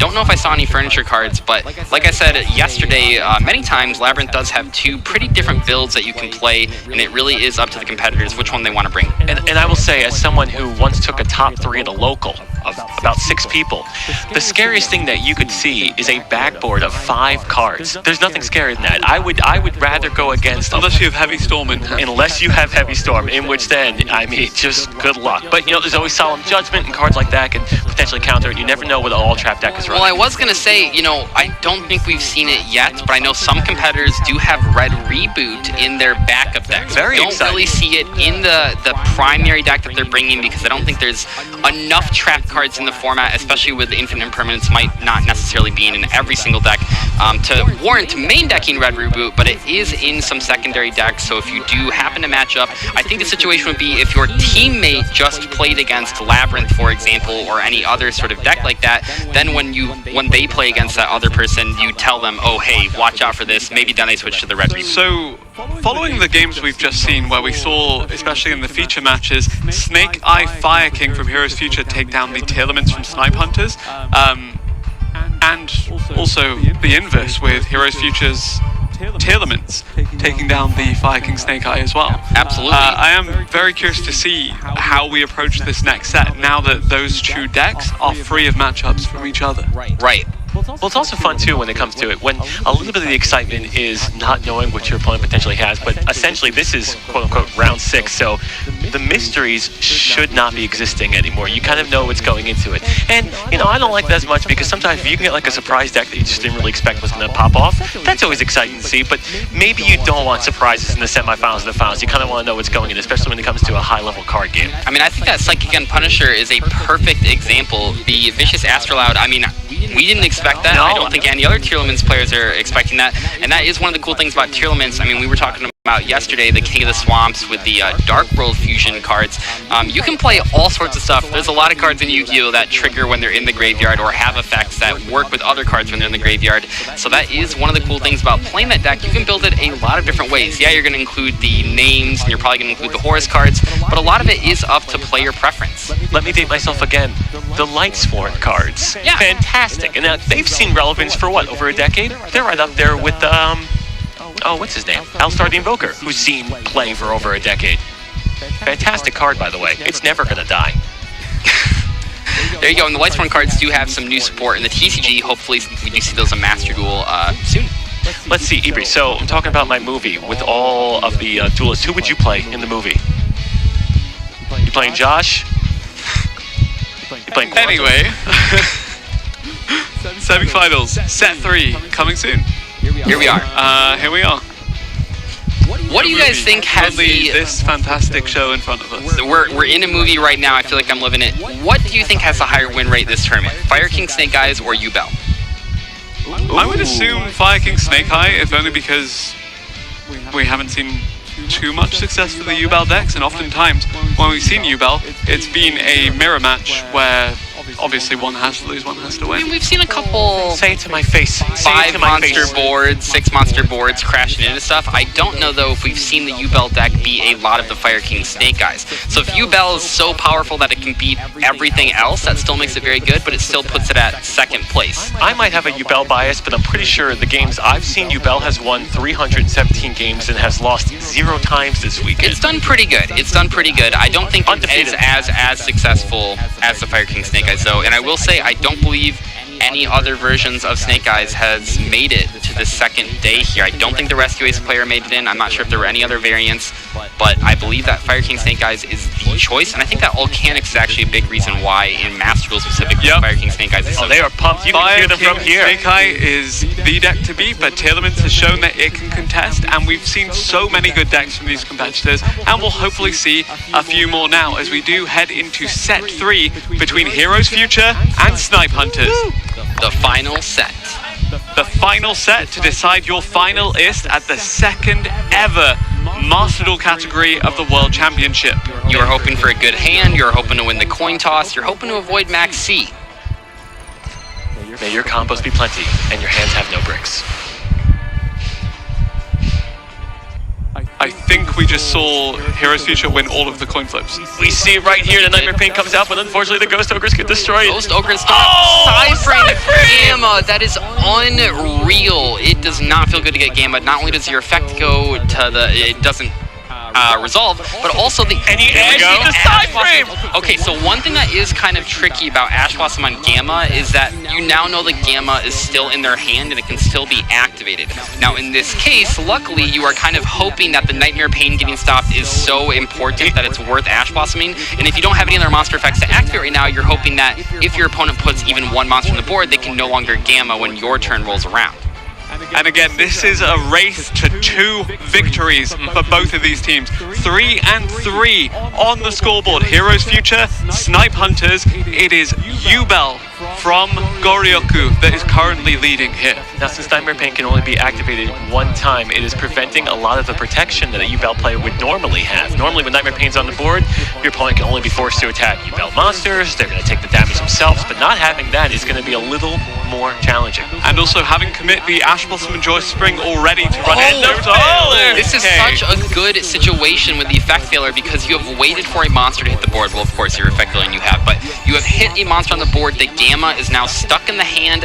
What an excellent sequence of events by Emery right here. And while the Nightmare Throne is very scary, if you have the Veiler in hand to stop it, that's going to be great. Already down to 2 cards in hand though from Emery, so a little bit concerning given the state of the game right now. However, he's put a stop to what has been planned by Goryoku so far on the U-Belt. And something I want to point out, so that Effect Failure just didn't negate the search of the opening of the Spirit Gates. It also negated the ability to do another extra normal summon. But we're going to see Phantom of Yubel coming on the board, and that just might be it. And as we've talked about before, one of the things that makes Phantom of Yubel so strong is that you can shuffle back the cards from grave, hand, or field. You do not have to get a setup specifically. You can do that to help dodge Maxi by just launching it immediately, or you can do it in a situation like this where you don't really have a way to get to any of your combos. You can at the very least put a Phantom on the board. But you're right, though, that does tie up a little bit of having the Cypher Gamma gear in hand, so opting to go for the Phantom of Yubel negate instead of having to do the Cypher Gamma gear. But importantly, if the Phantom of Yubel does use its effect, it tributes itself off the board, so then the field would be clear. But unfortunately, if he we actually see the turn ending here. The Yubel is done. So yes, you're right, because they could, instead of destroying the normal Spirit of Yubel, he could destroy Terror Incarnate, and if he's not playing the Ultimate Nightmare, a card would not come back out in the field. But if he does the traditional route of destroying Spirit of Yubel, he would have a Yubel on field. But also knowing the Sniper Archer only has 3 cards in hand, and you only have a couple of negates, it may not even matter. A set 1? Remember that at least one of those cards is likely to be the Frame Gear Gamma. So we do know that we're kind of down 1 card in hand. We are starting with the Phantom of Yubel. Obviously a great card to have on the field, but against no other cards. I mean, it might be locking down the last card in hand for Team Snipe Hunters here, but we will have to see. I'm trying to gauge the state of the hands thing? by the yeah, was that happy or sad or? That looks like an oh my god. That looks like I have incredible combos and I can't wait to unleash them. At least that's how I would read it. We're also looking at in Duel C. Is that a Tier Limits match, mirror match? That is a Tier Limits mirror match, and Quantal was able to topple Jesse Cotton last year, but can he do it again? That will be the case. Actually, we see from Heroes Future, Snake Eye Fire King, Tier Limits, and Yubel, arguably the 3 strongest decks in the current Master Duel format. Hey, I'm glad we're getting one of each. This is a treat for us here. Top decking that Nightmare Pain, or potentially open with 2, because like you said, Chilled, you can't activate them both in the same turn. Either way, we have access to it now. That is great. I do see over in Duel A, we have run over an Appaloosa, and we are starting to combo off with the Snake Eyes cards, so that could be in the favor of Snipe Hunters, but we will have to see. Like we've said so many times, like we've seen so many times, it is not over until it's over, and that is all we see. Wow, okay. Both of these teams can lose 1 game, but they need to win the other 2 if they hope to proceed to the finals. You said it was such a, I love that. That was with authority because it is a fact. It's a fact of life. I'm invested. I'm invested too, mainly because I want to see both of these teams advance, but only one can. We don't even know what Emery is playing. At this point, no. We technically do not So know. it would either be the Flunderies, or it would be the Centurion. Those are his 2 decks, yes. Yeah, I think it's probably the Flunderies because I believe that one did have a lot of going first and going second cards. We see the Infinite Impermanence come down. Not bad at all. Now, do remember, Phantom View Bell can still tribute itself to get it off the board to turn the Gamma online. Bystial Jerusalem, this should be Centurion actually, because the Bystial's being committed to the You're not strategy. seeing that in Fluanderies. So must have just not drawn any of their starters, which is pretty rare considering how many they have. Yeah, the Trudea, the Primera, the Field Spell, all are good for the Centurion, but Emre is saying he doesn't need that. He has enough with the Bystial, and he is currently winning against the Yubel deck by the looks of it. Or at least in a pretty good position. Absolutely, but still having the Nightmare Pain on the board, we don't know the one set card. If you draw any Dark Monster, you can instantly turn that into a full combo. Both players not really being able to get their engines online here. This is kind of a top-decking war, and we see a set card and a pass. I like this. This is old school Yu-Gi-Oh! That is not what you want to be seeing in terms of your draws. Can we actually draw a Centurion card finally? We go straight to battle. Straight to battle. I mean, this is... It's going to be whoever draws a starter card first, I feel like.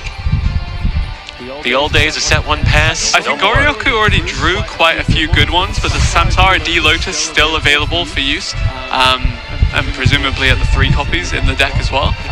Meanwhile, Emre not having access to the Trudea, to the Primera, to the Field Spell for the Centurion deck. There are so many opportunities depending on what they're able to draw. And another pass back. And remember, if we do see a Samsara Lotus here, Samsara D Lotus here, it will be protected from Ash Blossom because of the Another battle phase. 25 again. I mean, we are on a clock. Old Caboozle's theory with Dino Rabbit. How many times can you attack with the Sneaking Dinosaur to deal 8,000 damage? We're seeing the same thing. Druid's Worm theory. At 4 cards, we gotta have something. Something's gotta start. Could just be Gamma Driver. You know what? You're not wrong. Or Ray Dye was just unlucky. 3 Sphere Modes. I know I have a deck list, but we do see Samsara D Lotus. There we go. As One the card top starter deck. with the insurance policy of the Psy-Frame Gear Gamma. Could there be an infinite impermanence face down, possibly? Okay, guess not, because it would have been activated. And the thing, I mean, when you allow one of these players to draw 3 cards, you're looking like half of them could be interrupts or traps or anything. I think Quantal just dropped Abyss Dweller in the Tailman's Mirror match, by the way. And I'm also seeing Duel A looks like it's pretty handedly in Josh's favor. He has a board of 5-6 cards for Ashwell and Joy Spring. Onto the Maxi, so yeah, they got hand traps galore. Okay, I like how the moment we start paying attention to the other 2 duels, this Something one happened. picks up again. After passing back and forth, things are now back online for Emre and Goryoku. activating that Nightmare Pain. Is that our first time seeing Zeus this week? We haven't seen it too often, have we? No, we have not, but Typhon's been a lot more popular. In the Zeus animation, we love seeing incredible. that. Oh my god. I believe that was from the Animation Chronicles, or at least based on that. Very cool.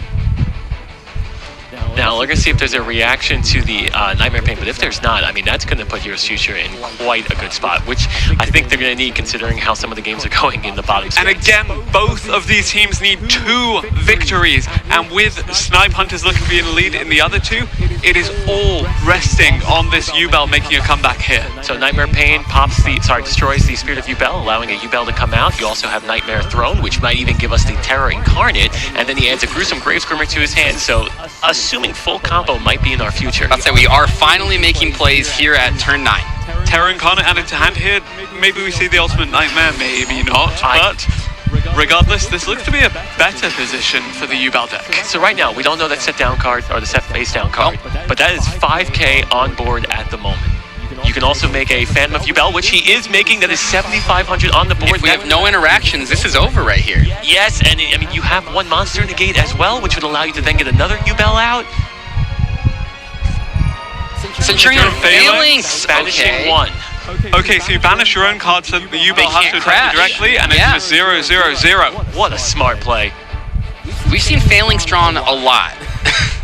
I feel like we've seen that more than actual Centurion monsters. We do see Duel A down there finishing up with a blue win. Team Snipe Hunters is at 4 wins. They just need to win 1 more game to have this. Snipe Hunters a match point here. If Emre or Quantal can pull it off, we could see them advance. We could see our reigning world champions make a claim for the title again. But Heroes Future, they're not out of it. The Yubel deck is still in it, and we can see how this one plays out. I will say though, looking over at Duel C, we're looking at Quantal having 4 cards on the field, He just got a Zeus off, 5 cards in hand, well, just discarded one, but a ton of cards versus just 2 cards. And Emery's looking at the same thing. I think Emery has checked out of his own game as he's seeing if his partner could just pull off the win. That would give them 5 points. That's enough. It doesn't really matter what happens in this game too much. Now, obviously, it's not over till it's over, but sometimes when you see a board like that, you're like, all right, buddy, you just get the W and I'll just go out there. And that's the great part about the 3v3 environment is that if you have a bad hand or you have a, just an unlucky hand, I mean, Emery has not seen a single Centurion card in his Centurion deck. Sorry, there was the Phalanx. Even if that happens, you can rely on your teammates a little bit. Now, you never want to just fully rely on them because, they could have also drawn a bad hand or whatever, but I think that is one of the great things about this 3v3 environment, and it's why it's so important to pick teammates that you trust. I think it's going to be coming down to that Duel C game as we now see Dugaris also hit the board, because up in our Duel B, our little featured match here, this is going into full Yubel combo, pretty much. We got the Yama, we got the Shavara, we got the Phantom, and just everything. If they're running Ib block or anything, but there's not a lot that they're going to be able to do up in this game. The Yubel is going to be controlling the board completely. Yeah, it looks to be like Goryoku will be able to tie this one up, and we will be pushed to that deciding game, but let's see, this isn't over yet. Unchained Soul of Rage now coming out to join the Lord of Yama and the Phantom of Yubel. Goryoku with the Yubel, what can he do to close this one out and push it to be contingent on Quantal's game? I think contingent gets our word of the day so far. Thank you. 3,800 on the field right now, but don't forget about the Nightmare Pain. It makes it very difficult to play into these boards because you have to attack these Yubels, and you don't want to because then you'll kind of lose right there. Yeah, and we're in main phase 2 though, so he's just building that board for protection. And more disruption. Yeah, I mean, absolutely. What are we making here? Gigantic Sprite. Always funny to see Gigantic Sprite summoned with Link monsters only. You don't. Are we going into the lock? We are going into the Ibli lock. You called it. Okay, we are Ibli. I mean, that's gonna. What does Centurion do against Ibli? Nothing. They cry. Nothing. So it really is coming down to that final game, and we're starting to see you got some big monsters down there in Duel C happening. So we'll see how that makes the push. They're passing turns. Sprite Elf getting summoned. The Ibli going to the opponent's side of the field there. Sprite Elf being activated. Sprite Elf being a really big deal, being able to bring back the Unchained Soul of Rage, and then also being able to prevent the 2 cards that it points to from being targeted, and then also being able to potentially bring back another monster on the opponent's turn too. Yeah, this is looking really good for Heroes Future in this game here. Yubel definitely in the lead right now with the Ibli being summoned as well. Tell me more about how... Desire's off the top, by the way. Solid. Tell me more about how this Ibli build is different from the regular Yubel build. So we're actually locking them out of being able to use their extra deck unless they have a Link monster, which not everyone's going to have. So it plays a bit more control. And let's say they do, if they are able to link it away into something, you have the Unchained Soul of Rage able to link that away and give you an even stronger monster like an SP Little Knight. So essentially 3 or 4 interruptions that they play through. You see a tribute summon for Baldrake, I believe. At this point, though, you got to play through 3 interruptions before you can even start engaging the Phantom of Yubel. You can summon a Typhon here, but that doesn't even really do too much. Delays by 1 turn, as we've seen so far this one. Yeah, it keeps you alive. It keeps you alive. But this is a very difficult position to be in against Yubel. Even keep you alive. Can't you use the Unchained Soul of Rage to also just... he's going to bounce it back, but he's going to negate it, and he's going to use the chain. Super Star Slayer Typhon Sky Crisis, effectively negated by the Phantom of Yubel. This one is going to be pretty decisive in Yubel's favor. So we're going to see, I know down in Duel C, they drew 1 card after it was past the red team. So what they drew, we don't know, 3 unknown, but up against a full board and a full backboard. You see the triple tactics talent. Now do keep in mind when you summon Typhon, obviously a very powerful card, you are done summoning those. So that is one thing to keep in mind when you play against Typhon. If that is what they are doing, you know they have nothing else, but you can still activate spell cards, you can still potentially take monsters. Can we find a way to get to 3,000 though? We are drawing 2 cards here. Let's see what we can get to. Triple Tactics talent, of course, being that iconic rare shared card for Snipe Hunters last year. Really funny that it's now being used as potentially a decider for a game that would otherwise keep Snipe Hunters in the tournament. You know, it's interesting that you point that out because I don't think anyone did choose it as their shared card this year, but we have seen it time and time again. And I have to imagine, I think a lot of these decks just have the 1 random copy, but if you're deck thinning so much with your engine, you might see that 1 random copy. You gotta draw something, right? Yep. Gonna use the Soul of Rage. Into a SP Little Knight. Yep, SP Little Knight will get rid of the face down, you have to imagine as well. But each time it is costing him an additional draw as well, or sorry, giving his opponent an additional draw every time he is summoning these. So he feels confident in the build, but you never want to accidentally give your opponent the game. Yeah, like what can we possibly set up here with these draws? I mean, maybe you can draw like Bisteel, I guess, but In a Centurion build, I don't know. It feels like it needs to kind of be on your turn. into end phase, we are passing there with a completely open board, 5,500 life points versus 5,000 on board. I'm sure we can find a way to get 500. Let's see. I can't tell what just played in Duel C, but it looks like a final move was just, or sorry, a starting move was finally played by Heroes Future. Let's see the Dark Beckoning Beast. I mean, the opening of Spirit Gates by itself easily can get you to pretty much any number of Link monsters to set up 500 damage. Oh, and there's the Chaos boost. Oh, okay. We are switching over, jumping into Quantal's game. We see a change of heart targeting something, and then a Fairy Tale Snow being changed to presumably banish the card that was targeted. And it all comes down to this, because if Quantal can take it, then Snipe Hunters will advance over Heroes Future, but Heroes Future, they're still in this.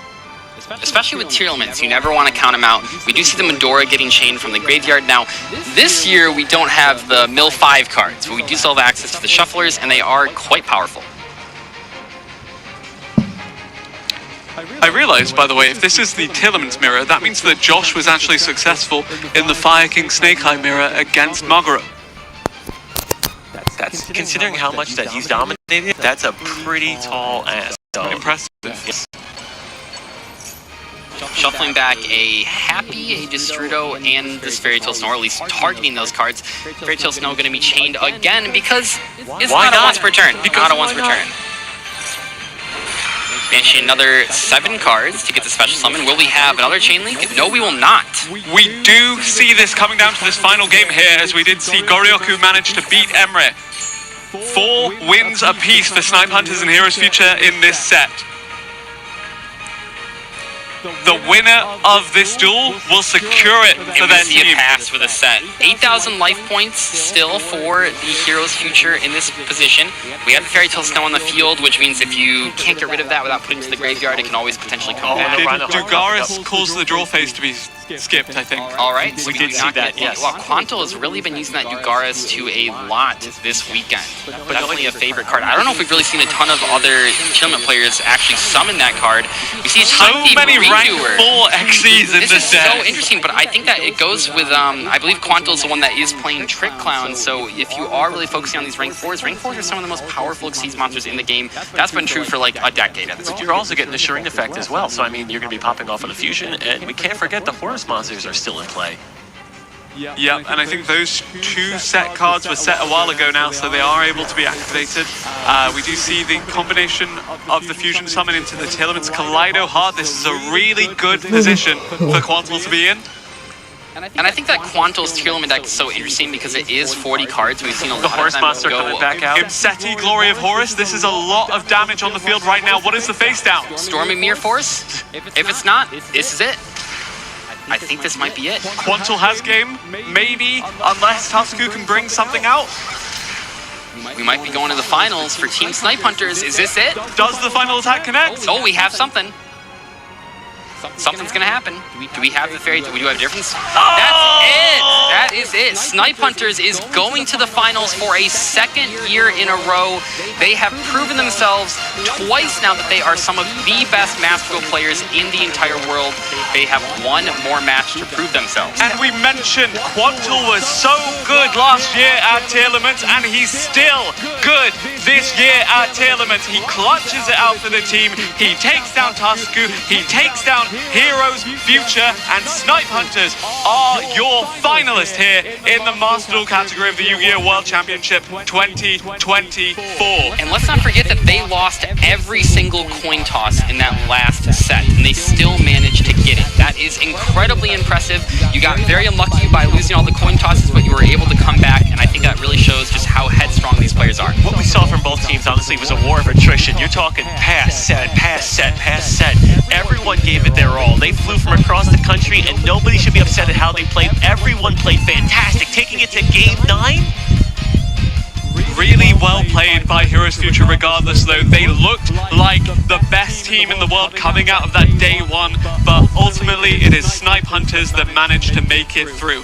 Emre looked so good in that round robin stage on day one, but here it is Quantal and Josh that managed to win out over their opponents and take Snipe Hunters all the way to the finals. I think like what we were talking about earlier, someone has to win the round, especially in a single elimination like day two is, someone has to win. So no matter how good each teams are, no matter how much time they put into deck building, no matter how much prep they've done, someone has to come away the winner and someone has to come away the loser. So we don't want to say that either team did worse necessarily this round. I think we saw a lot of back and forth. Yugioh, it obviously came down to that final game. We did not see a full sweep, and I think that just goes to show how strong these two competitors were. And checking on the standings here, we did see actually Team 7 managing to edge out 5-4 versus CER, and we have a rematch of last year's finals. Unreal. I think that those 6 competitors have now proven themselves as the Mr. Master Duels, if I can say. That is insane. And I told you, man, a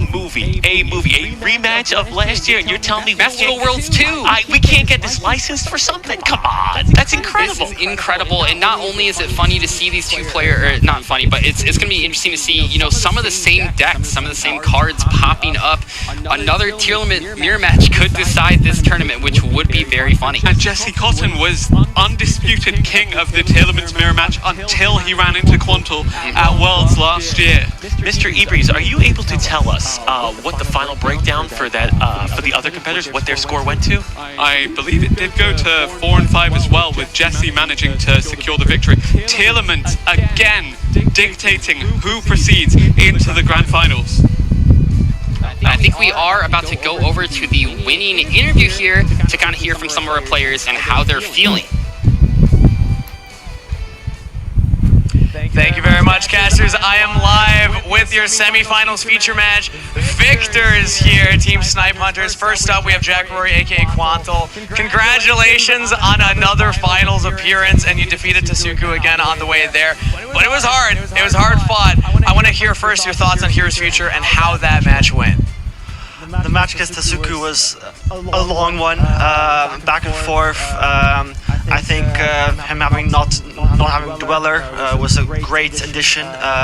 Being able to go break his board, make Dweller, make Zeus, break his board, then set up double trap, scream, set up, full board, SP, down to no cards. And at that point, I think I just had full control, which was just stressful, low on time, and that's it. But you got it. そうですね、今回の試合に関してタスク選手のチームと何度も対戦することで、タスク選手のチームともう一度対戦することとなり、それに関してどういう感じでしたかというところと、その試合についてどう思ったかというところと、という質問となりました。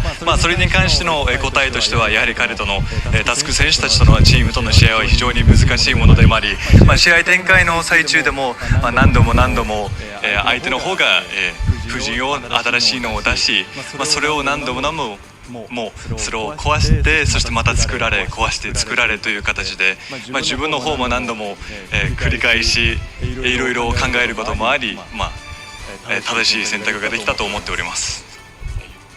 And now we'll actually invite Emre up next. Congratulations, Emre, defending champions. How much pressure are you feeling now going into another finals? And how does it compare to last year, where it was the first ever World Finals? I mean, there's always pressure when you play a final or just like any game at Worlds.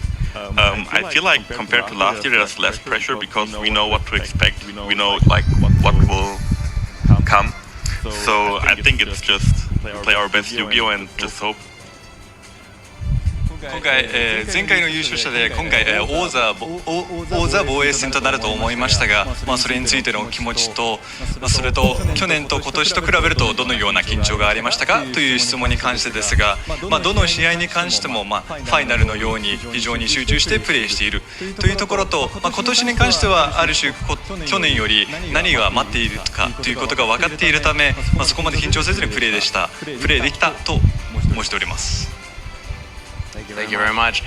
And now finally we'll invite up the team captain, Joshua Schmidt. Now, again, going into your second World Finals here for Master Duel, and I have a bit of an update for you because the off-stream semifinals match has concluded, and it is Team 7 that you will be rematching in the finals. So what message do you have for everybody back home giving you their support as you get the rematch?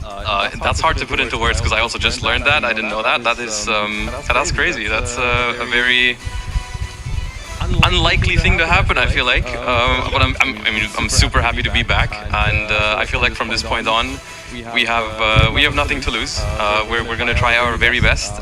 If they win, they also very much deserve it, as much as they deserved it last year. And yeah, we'll try our best to prevent it, but we'll see how it goes.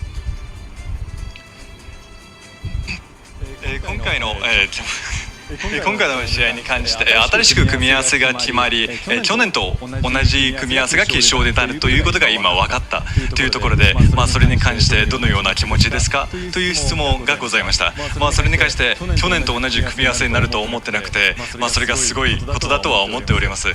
今回に関して、もう失うものはないとのことで、もう決勝に臨むと、彼らが勝つ可能性もありますが、それを頑張って食い止めてみたいと思っております。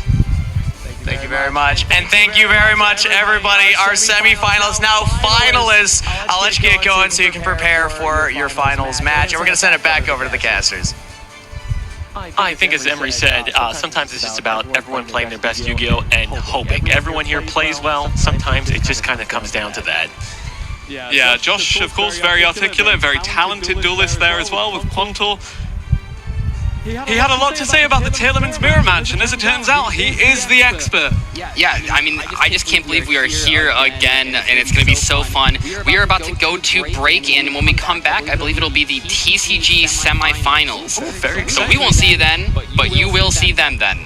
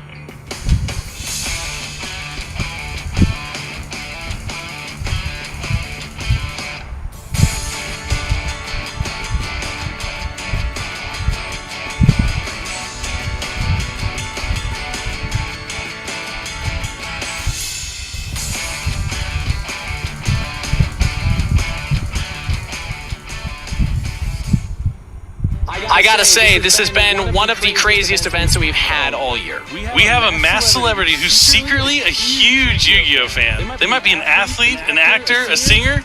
We have no idea. What do you think, Billy? I mean, this is I'm thinking it could be Seto Kaiba. It all started off with initial social media posts, then there were these clues that would come out here. We have this big exciting moment where the tournament is over and the Shadow Duelist finally removes their mask. We have our victor, Fictinium. Let's see. Who's the duelist behind the mask? I'm so nervous. What? Wait, no way! Zayn Malik? I can't believe it. Well, welcome to the stream, Zayn. I wasn't aware that you were a Yu-Gi-Oh fan. Yeah, I'm a big Yu-Gi-Oh fan. I've been into Yu-Gi-Oh for a long time, since I was a small kid. But do you remember when you were a kid, when you were like 6, 7, what your favorite card was back then in the games? My favorite card, I know it sounds super cliche, but obviously everyone loves Dark Magician. I love Blue Eyes White Dragon. I also love the Exodia cards. Well, we're happy that you are here. Happy to have you. Speaking of costumes, you got that beautiful mask, and Fictinium is the one who wins the entire tournament that you're putting on for us here. And I believe that means we owe owe Fictinium something. You gotta sign that mask, Zane. Yeah, we do. So I'm gonna put it here, and I'm gonna sign it on the inside. Oh, what a beauty. Oh, so cool. Zane, do you have anything that you're like the most proud of? Anything that you own from Yu-Gi-Oh? This is my Yu-Gi-Oh binder. Wait a minute. I have all my Yu-Gi-Oh cards in. Yeah. Okay. The question was before, what is my favorite card? And obviously I have the Shooting Star Dragon. And obviously it's just one of my most powerful cards. That's why I like it so much. I have the Shooting Quasar Dragon too. Shooting Quasar is one of my favorites. Yeah, go ahead. It's a powerful synchro monster. Is that Sharpie that you colored on the front with? It is, yeah. It is, yeah. You ran out of room for the A's there at the end. If you were to make a Yu-Gi-Oh theme song, what genre of music would you choose? Early 2000s rock. And yeah, just kind of keep it in that iconic era of like where I feel like all these like cartoons kind of started with their music. I love that. It was epic. Just like to say thank you to you guys. It was amazing, honestly. Thank you for today. It was really fun. And yeah, thanks for letting me do this because I felt like a kid today, living out my dream. Thank you so much, Zane, for coming on. That was all the questions that we had prepared there. So yeah, that was fantastic. And once again, it was awesome having you on the show. Awesome having you on the stream. But the mystery is about to deepen. Another Shadow Duelist is on their way. Tune in back for Shadow Duelist Season 2.